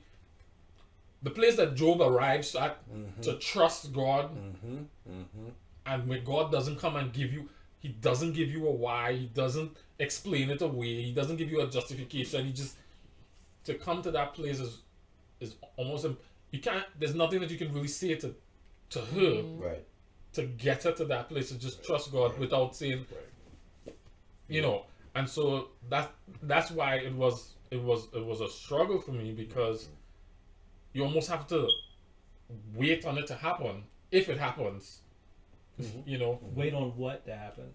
for that light to come on. Yeah. Right. The realization. The realization that the answer is God loves me, trust Him. God is still good, even Correct. in the midst of all Yes. of this. Yes. It's hard for us to hear that we're special, but we're not that Right. special. Right. So Job felt like he deserved an answer, and God basically said, "You don't." You don't. And if you deserve an answer, then anyone who deserves an answer, or I want an answer to, is someone who worked with me in the beginning. Were you here? No. Do you know where this creature is? No. Do you know what it eats? No. You don't know these things. I don't owe you anything. What I've already given you, I take away. As you said in the beginning, the Lord give and the Lord take away. I don't owe you anything. That is the hardest thing for us, because for us, it's what we base Him off. Like I'm saying. But Not that how we does don't- that fit with the idea of a loving God? I don't owe you an answer. I don't owe you anything. And the reason I'm thinking about this, I had another long discussion with my Muslim brother this week, and this actually was the exact thing. One of the things we were talking about, and just how does that? If God is as loving as we say He is, why would He act that way towards somebody? We were talking about why do evil and bad, very heinous things happen in the world if God is so good? And we will always wrestle with that, right? Because go ahead. Go. You take it. Mm-hmm. Yeah, we will always, just as Job said at one point, it always looks like the wicked are thriving. And it looks like God is protecting them from the thing that He's allowing us, the righteous, to suffer through. He said the wicked are out here thriving, meanwhile the poor are finding refuge in the trash cans. They're digging out and they're barely getting by. But the wicked continue. Why is that? That's been a question apparently Job's time was before David's time and any of the others, and David still asked that very same thing. We still ask that very same thing today. How do we answer? So I don't. That's what we. I don't think like that. So Like what? I don't think I'm special. One. Don't we have T-shirts like that? You're important, but not that important. We didn't make important. T-shirts Yeah, yet. yeah, we haven't done it. But, so I don't. And I look at it. So when I read Job, like Job is there, but like there's so many other things going on everywhere else. Or like there's only one person, that's existing in this entire world. Their world isn't as big as our world. And so when I look at myself, and even like good things and bad things that occur, very rarely do I look at it from like, woe is me. I try to look at it from, all right, so how is God positioning this to affect other people? Because everybody has, we're all looking here. We look at the room and we all have different vantage points, right? And so I see this door differently than you see this door just because of my angle. And you see that door differently just because of your angle. So we all have a different view of this thing. And so when I'm looking at it, it's always like, all right, so I don't know how this is going to work out. I don't know what it's going to do, both good and bad. But like, this is happening because God needs this to happen for somebody. It could be me. And I may be going through something that has nothing to do with me, Joe, right? Good or bad. Has nothing to do with me, and it's for somebody else to be able to see. Yeah. And so, and I take that all the way out to 2,000 years later, 4,000 years later. doesn't even, So like I look at the young man who, Travis and a friend who died. And he dies, we're told about it, we go to the hospital, we're there with the family, I meet all the kids, and then they decide they want to have the funeral at the church. And we create just I don't even go into the funeral. Like we just create a space in the upper room for kids just to be kids and to hang out. and they even had food downstairs, and the kids brought the food back up there, and they hung out, and it turned into like, and it, at the end, like they were freestyling, they were doing like it was a bunch of stuff was going on, and there are 3 kids out of that situation that we still have great relationships to this day. That the dude, when I thought it was Jewel Coleman, it's one of the kids. And so you look at situations and you're saying, man, that sucked because a kid lost his life at 16, 15, 16. And, prime of his life, like he had so many things going on. His parents are devastated. Friends are devastated. Family's devastated. And you're looking at that and like, how could that be something good? And you look at 5 years later, 10 years later, what that, the relationships that were developed, whether they were bonded, maybe some relationship broken and need to be broken. Like, you never know how that stuff. So I try to look at things from that perspective over time, because looking at it within, like from my vantage point, is like, right. And I oh my completely God. agree. I completely agree with that. And just touching on what you said. So, as far as how do we understand that as a loving God, or how's that work? And I always go back to, it depends on our view of what love is, because so often going back to how we're raised, how we taught, what we're taught about love. Our parents back. Was that yes, exactly? Our parents back. What kind of back? Is love is not about what he does for us, what he doesn't do for us, what he takes from, what he gives us. God is love. So in the bad, that is love. That is all of it's a part of love. And I agree, because that's how I view things too. And I recall as a very close family member whose wife died. His pregnant wife died in a very tragic way. And his daughter was laid up in the hospital. And in that hospital, at that time when he had to go identify his wife's body and hold his unborn child for the last few minutes before he passed away, and see his daughter in the hospital, he turns to say, God, I don't blame you.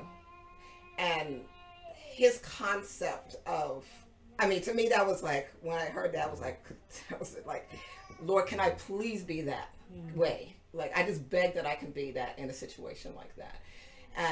But that had to do for him, his concept of what love and God, his view on God, that kept him from blaming God for that situation. So I constantly, that's always the question of, well, how do we understand God? How could a loving God do this? And it all goes back to, well, what's your understanding of what love is? Because God is love. So that means whatever he does, it's in love. And it goes back to our pitiful lack of understanding of how grand he is, and how dare we even try to figure out. As I always say, we're ants. How can an ant understand what a human is doing?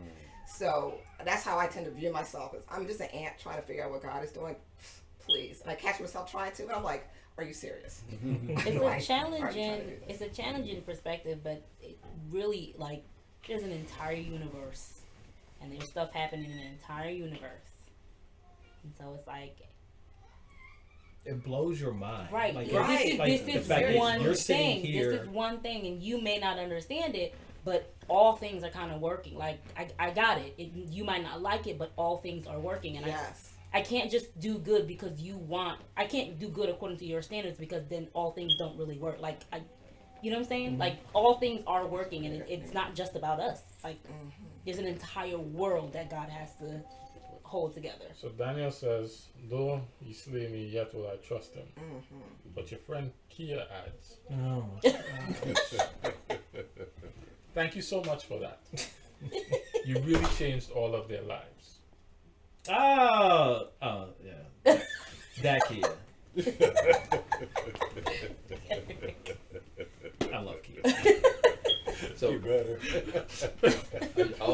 I also want to look at this and see. Remember, I asked you a couple of weeks back about, do you believe that there would be someone who would come, or there would be some movement in the end time of an understanding of the revelation of some point, so that we would all understand, and that we would make sure that everyone understood, as a last gasp effort, if you will, to bring people into the understanding of what's about to happen. Everybody in the world Yes. understand it. Right. So that we would fully understand the revelation, no guessing games, that everyone would know through some means, oh, this is what this means. So make your choice now. And I asked you that because I would hate to see anybody perish when we go into the second death. Right? And I feel like even the person or the people who have wronged me the most, I would hate to see them suffer that way. For those people, yes. Now, and so also, so for those who did, or for those who do, right? Because here's the thing: for those who do, I would love for them to know what I know, and then if they knew what I knew, hopefully they would change.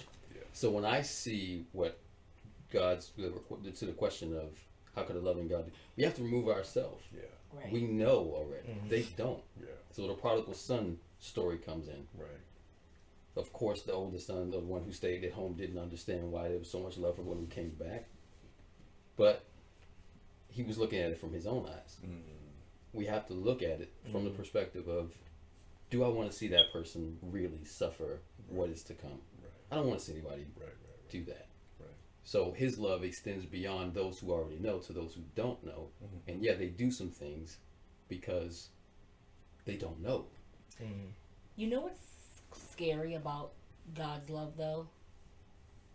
God loves us as a planet so much that Chris is about to murder Jared, and I love him enough to not force him. That was the point I was making. To not do it. Just exactly and what I'm saying. It sucks because you would ask God, why would you not stop Chris? But that's not love. I cannot force you to not do it. I love you so much, I am allowing you to make your own choices. And unfortunately, God sometimes has to maneuver around the choices that we make, but we can't always put all of that on God. Let's zoom back a little bit. I love all of my creation that much that I have to allow Chris to make his choice, so that when I do my what's the guy name from the Marvel movie, The Avengers? Was that Thanos?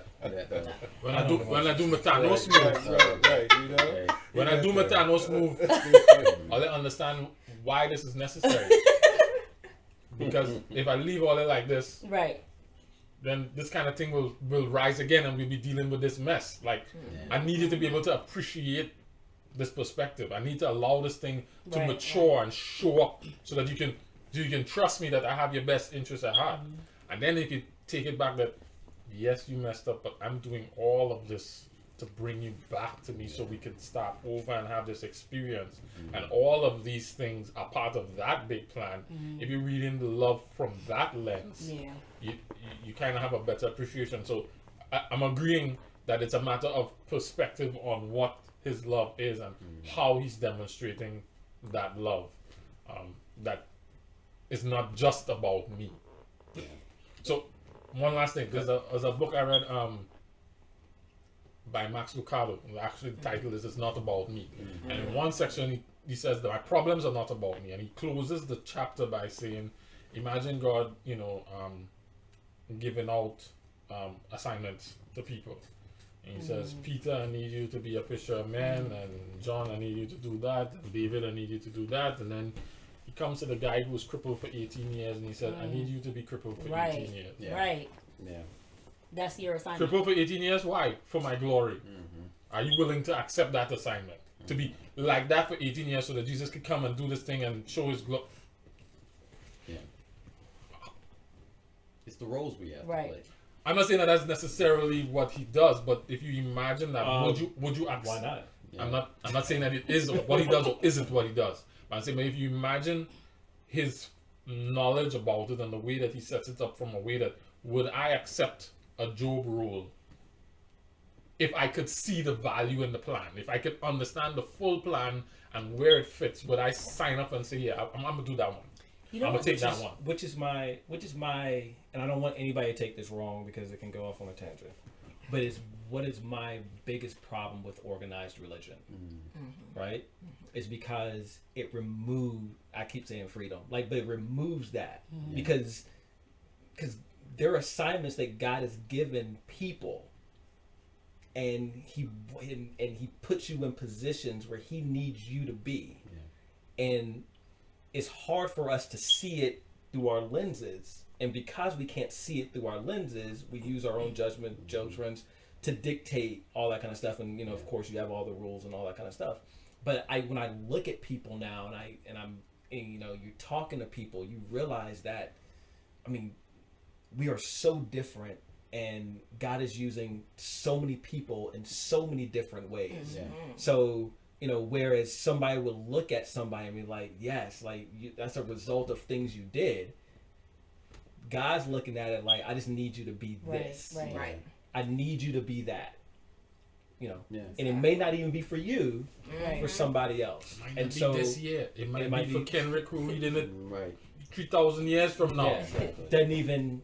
And so, if as people who believe in God can grasp that concept, it cuts down on the judgment. It cuts down on. I think it forces you to be more communal and forces you into that community where it's true community, where you're appreciating everyone for the gift that God has given them and who they are as individuals, how they contribute not only to your life but to the community itself. So your story from the book kind of reminds me of this story that I heard, where this pastor, his child was disabled, and she was, I don't remember what she had, but she couldn't live a normal life because of her disability. And I think one day she asked him why. And the story he was telling her was that pretty much you get to heaven and the universe shows up and someone's like, well, God, I couldn't make it in because I had a disability. And God calls her up as a witness. Like, can you present your case? Or somebody says, well, God, couldn't make it in because I had a rough childhood. My parents were abusive. And God goes, yo, Abanique, can you tell your story? So when I heard that, I was like, it's not about me. Yeah. It's not about me. Like, it's hard because when you're going through, it's like, oh, this kind of feels a little personal, Jesus. Like, why can't you save me from this wretched life? But it is not. I'm giving it to you because you got it. As Chris would point us, what do we do then now? How do we then? Well, I would add one thing too. While I agree with everything, You can even be Chris. Like, he had to come up Chris. I'm still working on it. You're the best, Jared. Yeah, right. Exactly. We value you for who you are. That's your character. Thanks, guys. while I agree with everything that I've heard, there are those people who that when they're going through this, or they have had significant, they're walking down the street and the stray bullet kills their 2-year-old. Can't that explanation drives them away from God? Correct. Yeah. Drives them away from God. Possibly. Could. Well, I'm not saying everybody. Sure. And I'm not. It works for some people, but it doesn't. There are people who say, I cannot tolerate the notion of you saying God is good, He loves, but my innocent 2-year-old baby died at the hand of some drug dealer, shooting bullets where he shouldn't be shooting. Yeah. Right? And so now, what's the answer? How do you He said it. I think there's you go sit there 7 days and not say anything. Like there's some answers. Like there was probably not an answer, and I think that's maybe one of the other lessons there. There's probably not an answer that any of us could have given to her. Right. Even if we were praying and asking God, maybe it was just you have to go through that process, and it might not be an answer. We can't fix it. We can't fix it. I think The ironic part is at the end of it, you come to that understanding anyway. Whether you accept it now from me, as in I say it up front, Yeah. the only understanding that there is that gives you the peace or allows you to trust God and restore that communion with Him is that answer. Right. That you don't understand, you'll never understand, but I trust you anyway. Yeah. Because I've seen the way you've shown your love for me. And that is the answer. Sometimes you have to wait on God And to tell maybe, you. and to some people, they might not even be able to look at it from that perspective because they've never, they don't know what that experience feels like. That's They exactly don't what I have- said to this guy. Some people don't come with the religious upbringings that you and I have, Right. so they don't naturally default to, because of what they've been taught, God is good. So. But I also believe God, like, I try, once again, like, God is so big. Yeah. So when I walk out, you know, I try to consciously think that, okay, so full disclosure, there's someone I hated. Right? I hated her. Just one? One. No, seriously, there's only one. Not yet. Not yet. No. We're talking about past, not now. That could have been in the past. It's the main game. So there was one person I hated her. Like, I had the conversation with my kids, my wife. Like, they know the name of the person, all that kind of stuff. It was only till like 3 weeks ago that I prayed. I was like, Lord, like, I'm not gonna hate her anymore, and I need you to keep it there. Yeah. Right? And it was simply because I started thinking of, she's alive. Like, she woke up this morning. She was allowed to. God woke her up this morning. And because God woke her up this morning, and there's a reason Kia said and you a better not purpose. hate There's a reason and purpose why she's here. That's right. Yeah. Right? Yeah. And she's adding value somehow, some way. Yeah. I may not see it because she definitely didn't have value in my life. Right. But and so when you take that perspective, Yep. Yep. you know, it kind of allows you the peace to be like, Yep. So I can't, in terms of Chris's question, I'm going to completely ignore that and swerve to, It's a tough one. in terms of like, one thing I have, it's kind of a reoccurring theme, and we talked about this in our Team Goat group, but I think we all have to move from the notion of, if I'm living a good life, I deserve good things. Yeah. Correct. I want And to. when good happens, it means I'm doing something right, and when bad happens, it means that I'm being punished. That's right. Because That's right. that's not really what's happening. You get dealt a hand of cards, and I need you to trust me with the hand of cards. you can't use cards as a Christian. Oh, Not even Uno card? Dominoes. Okay, Uno card. You get Dominoes. I'm What playing. is I'm it? playing. I was down to Okay, that's my fault. Dominoes. That's my fault. no, but it's, you know, But is that the way it works, though? We're What? just dealt a hand of cards, and no. we just have to trust God. I don't think there's anything that I go through that God is unprepared for, or that catches him off guard. I think Did that He do those things? no, He I didn't? think that there are choices. Other people make choices that affect my life, and God goes, I am allowing you to deal with it because I know that you can. I need you to still trust me, even though you don't understand what's going on. And so I would add that God allows it to happen for whatever His reasons are. right. Does He ever Whatever. do it? Did he do it with? You see, we always Yes, and no. Yeah. When you Sometimes. say like Depends on when what you mean by you say responsibility. when you say allow, I'm going even further to the affirmative. Okay, so Sometimes. Does God actually cause, otherwise, or do what we would all consider to be bad things to us? like the ground opened up and swallowing the family. Whatever you want it to be. Whatever you want it to be. Yeah, Yes I and would no. say yes. Yeah. I don't know if he does it.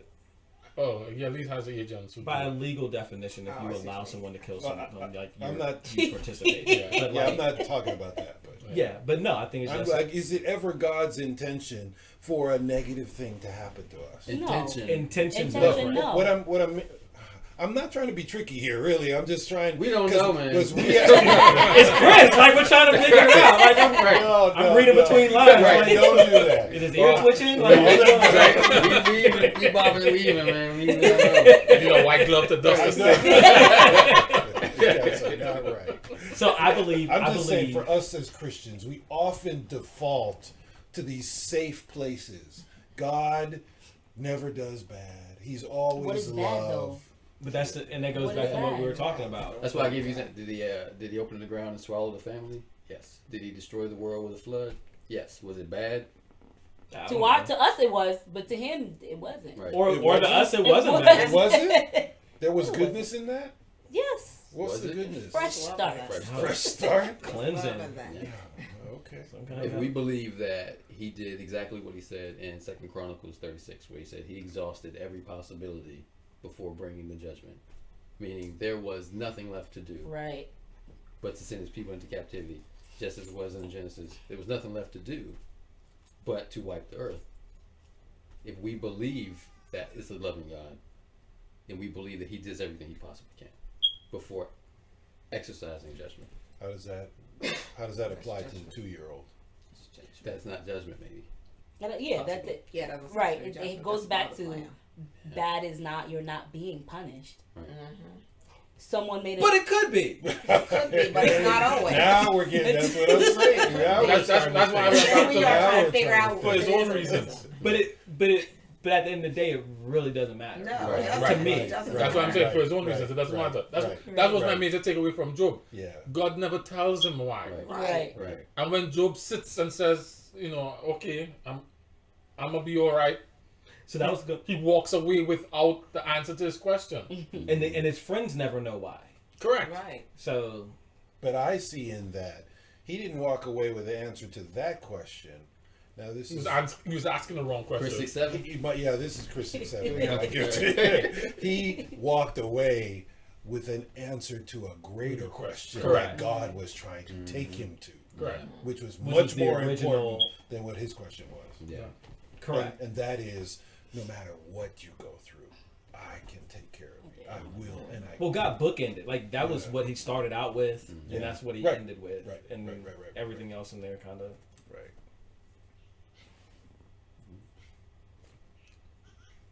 I would. Yes, he can take you through, but it's not really about you.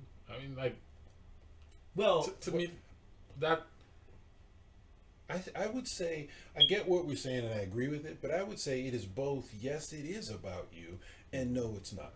It is about you, Right. Because God is trying to Correct. develop Correct. us, Right. us, Your not just importance. everybody Correct. else. But not And that sometimes Correct. we have to. Bible says trials will come Yes. to make you strong. yes, Yeah. so And yes, that it is I'm- about I'm- me in that regard. And I'm at the place now that I think I'm learning that text more in James, where it means some things that I got to learn, I can't learn them learn without Right. going through Right. some heinous Exactly. things. And if that's the case, then God did want that thing to happen to me and did cause it, make it happen, or allow it. I don't really care. He did it because he knew I needed it, and that's the only way for me to grow to where he wants me and I need to be. The problem with pain is that it's necessary. So is blessing. That's right. It I is. agree. We but agree. there's some things you can't That's learn right. with No, the no. talk. No, That you can but only learn I'm with a saying, book. I'm saying they have the same objective. Yes. Of course. Well, it says. I mean, No, yeah, I'm just saying they have the same objective. yeah. Sun shines on the just and the unjust. But some lessons or some growth you can't get through blessings. Right. And some. Depends on who you are. As Kendrick is pointing Well, that's out. what I'm saying. No, I'm it's saying- true. I'm saying Depends for on who you every are. person. I'm not trying to say everybody gets this growth by this blessing. I think that's ridiculous. But in everyone's life, I believe and I take from Job's story, even in somebody who's so-called perfect, he needed to grow to a different level that he hadn't attained, even though God already Even though called he him said a, he was a good. perfect man. That's exactly right. You're still not there, Right. which was I was going to bring it up early, but I didn't. When you say you keep all the laws, and I would say, do we really? Are we really there? Yeah. Job was there, but he wasn't. Yeah. God called him perfect, but he wasn't. That's why he had to go through this to grow to another level. And I'm suggesting that was the only way for him to grow to that level, to go through that. Yeah. And it's the same for us today. So would it be fair to say that the growth to the level is a deeper understanding of him? Of God? Yes. Yeah, I And think. a deeper level of relationship with him? Yeah, Yes. absolutely. That you probably wouldn't have had in any other scenario? Without Correct. it, you would never. I'm thinking as I'm talking, but you might not even ever have to experience him that way because you never went through those things. It was going through those things that necessitated. Now, they don't always lead you closer to Christ or closer to God. It's up to us, right? Yeah. But if it does lead you closer, you attain something you cannot attain without going through that. Yeah. Are there things in your relationship, whether it's with your father, mother, wife, like there are things that were bad that you had to go through? Like you didn't want to. It sucked. It was hell going through it. Yeah. But when you came out on the other side, you saw yourself differently. Mm-hmm. You saw your relationship differently. You saw that person differently, and it added value. And it could be rhetorical. I tend to come back with, was that the only way? Could we have passed this way instead? Well, could we have gone around the block this way? Maybe, but say, for if God chose to do it, then what's the answer? Yeah, I mean, there are things I look back in my life and I'm just like, that's the only way I could have learned that lesson. Only way though? Right. I mean, only. Like, if we detour on the GPS will recalculate, right? It was God's. But that's if we detour. It might be that's buffering. That's not the way God wanted us to go. It might be buffering. We have, if we trust that, that's the thing. Trust in Him, because if it happens, He knows the outcome. He knows exactly what's supposed to happen. So God let the Spirit led him into the wilderness. But let me ask you a question. I think this is the crux of Job. It's not even about all the people who die. It's about, can you get to a place where I lead you is the best place, right? Or are you always trying to figure out, is there a better way than the way I'm leading you? Right. And that's the thing. So at the end of the day, Job's, like, what God said to Job was, it's me, not you. Yeah. And a lot of times when we look at our situations, like, isn't there a better way? It's like, that's still focusing back on, you thinking better, more. If you can think of a better way, it's no good. Yeah, I mean, Jesus was like that. Yeah, there is a better way. And there is a better way. Can we go that way? Correct. And God was like, hang on that road. That's exactly right. But what did he also Exactly right. Right. That's exactly right. God's okay with us asking. Right. And Jesus never said, I'm going a different way. Right. I'm not going to do this cup. He never said that. He wanted a different cup, just like we may want it. But he had grown. He was at a place where he was saying, it doesn't matter what I want, it's what you want. So one thing I will say from... Hold on, before you go on. There's a challenge to your thought that comes from Daniel. All right. God is not a man that he should lie. If he called Job perfect, then Job was perfect. Righteousness by faith, similar to Abraham and Noah. Well, in a sense, I would agree with that. There was a sense... we're not going to get into the language and all that kind of stuff, but there was a sense that he could be called perfect. But there was also, well, let me put it to you this way. There are many people we'll use an example that everybody knows, and Jared knows where I'm going probably. Gideon, right? Mm-hmm. We know the story of Gideon, we know the fleece, but before the fleece, there was a story where the children of Israel were being beaten down by the Midianites so badly that they couldn't live in their homes. They were fleeing into the mountains. They were living in caves and hiding out because the Midianites were just terrorizing them badly. This happens in the chapters and the verses just before Gideon and the fleece. It was so bad that Gideon was out there, the Bible says, threshing wheat in a wine press. Now, you can gloss over that, but what was really happening is things were so bad that if he was out threshing wheat in public, they would steal the wheat and maybe kill him. Right. So, and this was not the wine season. This was out of season. So he went to a place where no one would be to try to hide out to thresh this wheat so they could make some flour and have some food. That's how bad it was. Yeah. So he's out in this wine press threshing wheat, and this angel comes. And the angel says, "Oh, mighty man of God, valiant warrior," or something like that, man of God. That was the salutation he gave Gideon. The guy who was hiding out. Who's hiding out in the mountains, scared. Gideon had not led any army anywhere. Right. God had been valiant. Gideon had not been valiant about anything. Right. And in fact, he challenged the angel, said, if God is so good, where is he now? He's like, I heard about what he did for my forefathers. I heard what he did for my grandfathers. But where is he now? Yet God's angel called him mighty man of valor. Yeah, you're then, talking to an angel. right? So we can learn that it's not our perspective on how we read the word may not always be God's perspective, even though that's what the word said. Yeah. Now, one other piece I have learned that God has this amazing ability to see us not as we are, Right. but as we will be. Yeah. And yet he calls us today what we one day will be. And that's what he did for Gideon. Yeah. Maybe that's what he did for Job. I'm not sure. Because it's easy for us to say Job was perfect. And that's what I was questioning a minute ago. We don't really have the evidence of that. We I have just a take it to question. be that, and I'm okay with that. Before you go to your question, But at any rate, I'm gonna add this on. The word perfect in the Bible Yes. is better translated That's right. mature. that's right. That's why I said we're not going to get into that, Right. but Right. still. And at 4 years old, Julian can be mature. Right. For For a 4-year. For a 4-year-old. That's right. That's exactly right. But he's not at the same maturity as a 21-year-old. That's right. And the word is you're using it properly. Correct. And that's right. So when you said that Job was perfect, but he wasn't, That's right.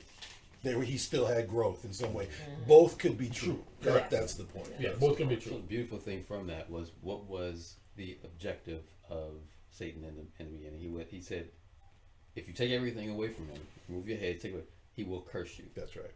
He didn't do it. That's right. That's right. That's what God knew. Yeah. God knows everything. He That's can a level, see. that's a level of everything. maturity. Right. That's a level of maturity. That's right. That's So mean- my question, in Because it is chapter 10 o'clock. Go ahead. in chapter 22 of Job, when his friend is Eliphaz or whatever his name is, Eliphaz. when he's talking and he's like, you demanded security from your relatives for no reason. You stripped people of their clothing, leaving them naked. You gave no water to the weary. You withheld food from the hungry. Though you were a powerful man owning land, an honored man living on it, and you sent widows away empty-handed. And I don't know if your Bible has any type of context for that, but was that real? 22? Yeah. Did Yeah, Job have it some was- flaws? The He was context was that they gentrified. were. He was This guessing. is why I said it. We weren't going to go into it Gentrification, tonight, right? but this is exactly why I said, And then what we're taking that word perfect to be may not be what we're taking it to be. And But it then doesn't I make thought it about wrong either. in the beginning in chapter 1 where it talks about how Job, like when his kids would go and throw wild parties, he would cover his kids. That's right. He would Right. pray for And I them. thought- That's exactly Right, right. right. And he didn't even, in some cases, didn't even know. He said, "It may be that Right. my children have X, so Right. God, please forgive them." Right. What I like most was Job's response to those accusations. He didn't even address them. Because at this point, this could be considered, they're just guessing. Right, right. They're assuming you had to do But, I something mean- like this. So I'm assuming those are his friends, so they might know something we don't know. But when I read that, my question was did Job have some flaws? My He lived. assertion is he absolutely did. He lived. because he was human.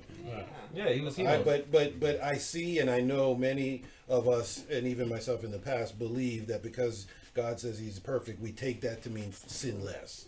I'm not sure that that's a correct interpretation of that, but I'm liking the word mature because I can be mature for where I am and still have room for growth. Because even just in the physical maturity, you grow and you continue to mature. that's right. Even as you get older. Like you never get to a place of full maturity. Right. Even in your fullest maturity, if you live a little bit longer, you'll mature some more. That's right. That's right. You know, and you become more perfect. And so that's why I'm leaning towards that idea. You know, because it's a moving thing. Target. It's dynamic. It's never there's no end. So you're always immature. No, you're always maturing. or another way of looking at it is based upon what you're trying to get to. there is a goal, there is a place called perfection. That's where God is. It's just that we're so far away from it that we're going to be getting there for forever, for a very long time. So that's the context. Quick, Job 1:1. This is where he said, "This is that there was a man in the land of Uz whose name was Job, Yep. and the man was blameless and upright." Yep. So if he would have had those accusations, there would be reason to blame him for those things. You don't call a blameless person blameless if they are accused of doing the things that they were leveling him as accusations. I figured they were just saying you had to do something like this. Right. Or those things did happen, And he confessed. and it was okay. It was acceptable. Like it was, Yeah, it was, exactly. That's it was, true too. it was, That's true yeah. too. Like you see somebody, leaving your house crying, doesn't necessarily mean that you did something wrong to make them cry. Right. But depending on your vantage point, Right. It Like, looks like that. it looks like so. It's not that widows weren't turned away. You don't know the story Right. Right. behind Right. why they were turned away. Okay. My Bible says having personal integrity and acting justly. Mm. So that does add some context to what blameless actually means in this context. Okay. Yeah. He was above board. He wasn't shady and dealing in the corner. Right. Right. You know. Okay. Why would you point to me? I was He's saying pointing you weren't. this He's way. saying you're not. shady. Oh, you're Right, oh, You're you're not shady. Yeah. Thanks, Ron. I appreciate that. Tonight. He was Tonight. no lie. Yeah, you was what were you saying? Ron Jonah. Right. That wasn't recorded, unfortunately. Yeah. I'm blameless. Let's do the part here where we talked about a number of things, and it seemed like all our conversations from all our readings tied together neatly. What are you taking home? What are you taking away? And this is not just for us here on the couch; it's also for you who are listening. Please share in the chats where you are. Some of the things that you stood out to you that you're taking away. I'm again say the reason. When you articulate it, you own it a little bit more, and you're able to apply it even better when you're able to say it out loud. And we all also get to benefit, so that there might be an additional takeaway for us when you share. So please, and it makes the conversation be more meaningful because there was something that you were able to leave with.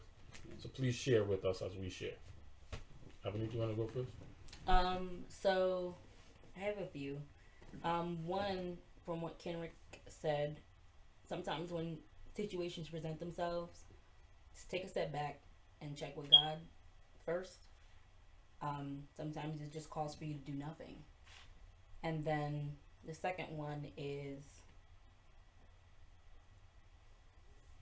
oh man, You want to let Chris go and come back? no, it's right there. I just can't articulate it. Second one is pretty much, good and bad does not in any way reflect my relationship with God. Like, I guess good and bad things, I should say, in my life, happening in my life. They don't reflect how God feels about Necessarily. me. They don't necessarily reflect how God feels about me.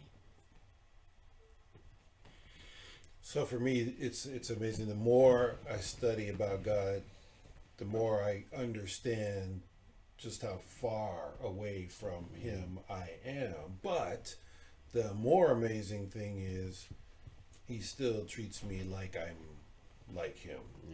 You know, it just blows my mind more and more and more. Like we saw several examples tonight. So this is more what I gathered. It was interesting to hear like the notes that I made. Like even if some of the verses that I wrote down,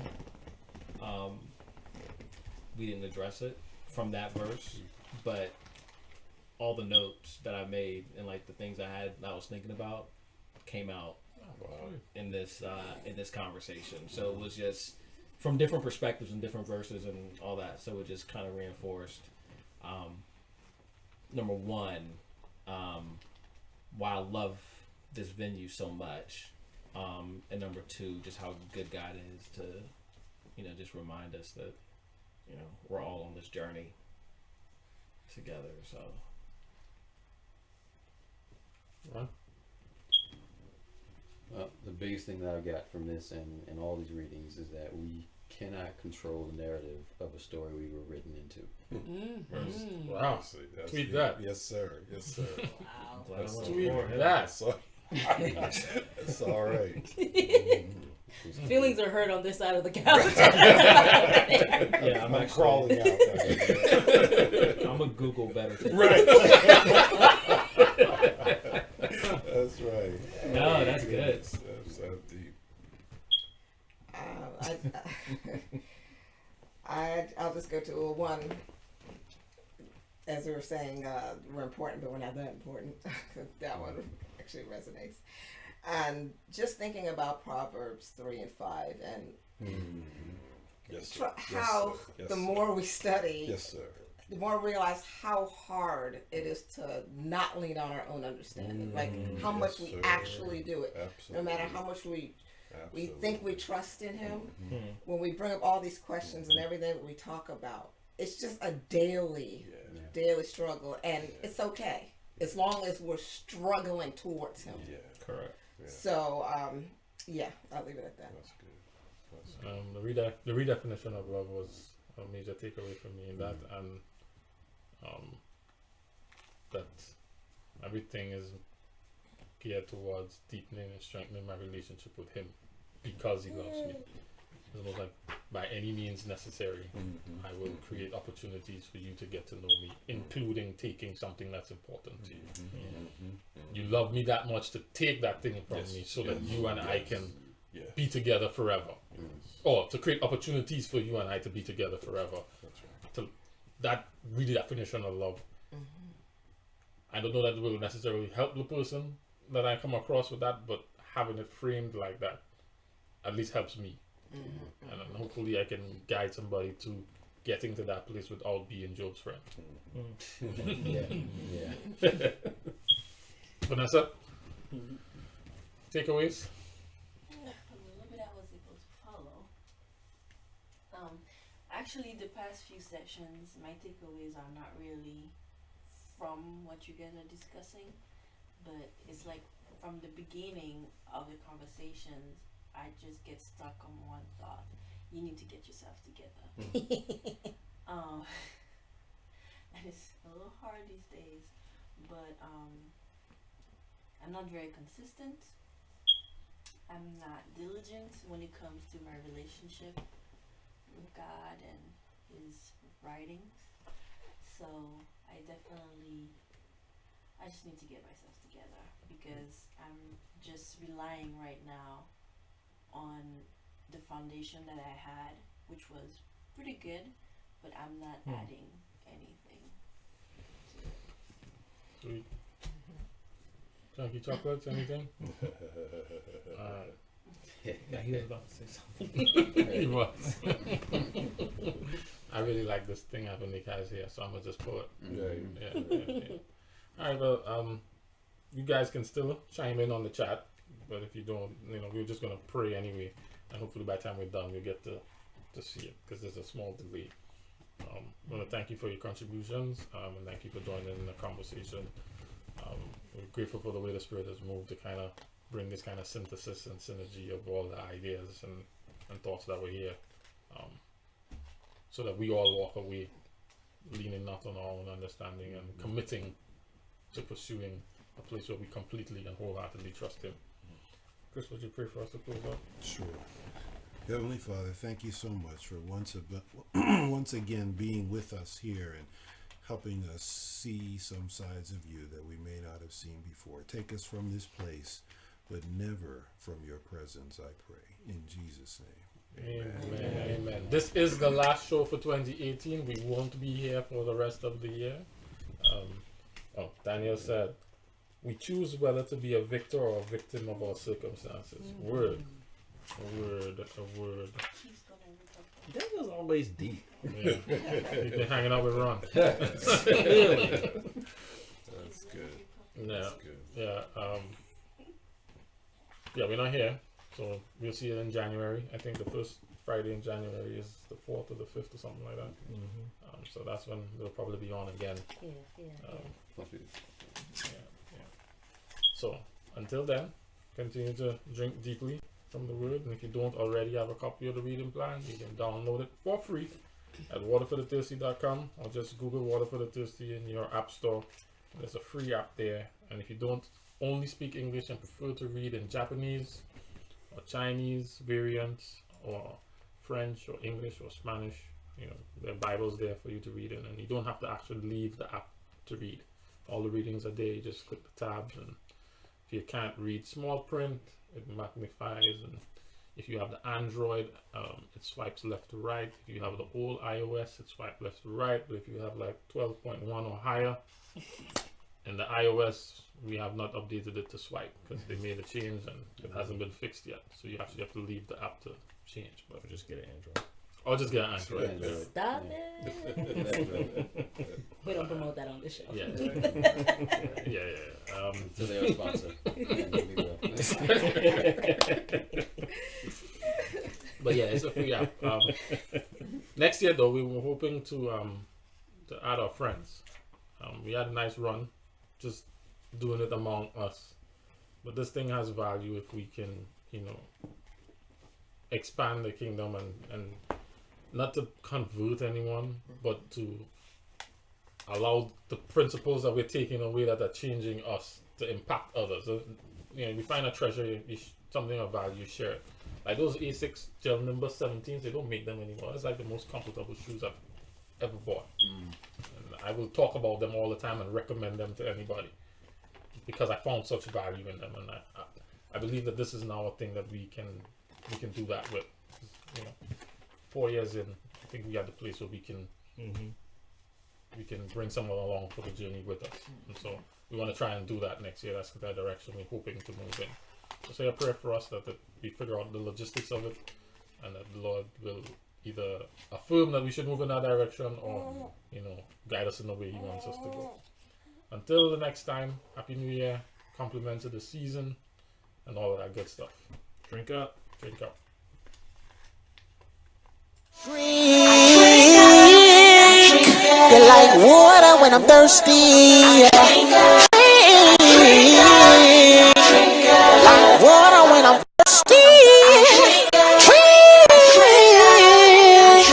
You're like water when I'm thirsty. Drink.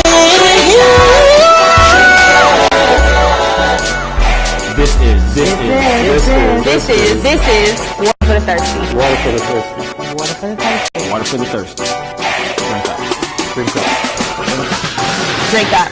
Hashtag Instagram, Facebook. We all there. Follow us. Tweet us. I have a mic on right now.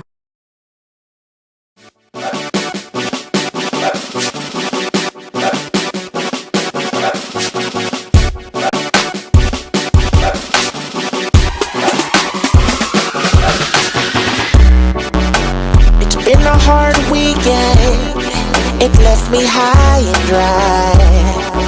I've been going through the ringer, I need you in my life.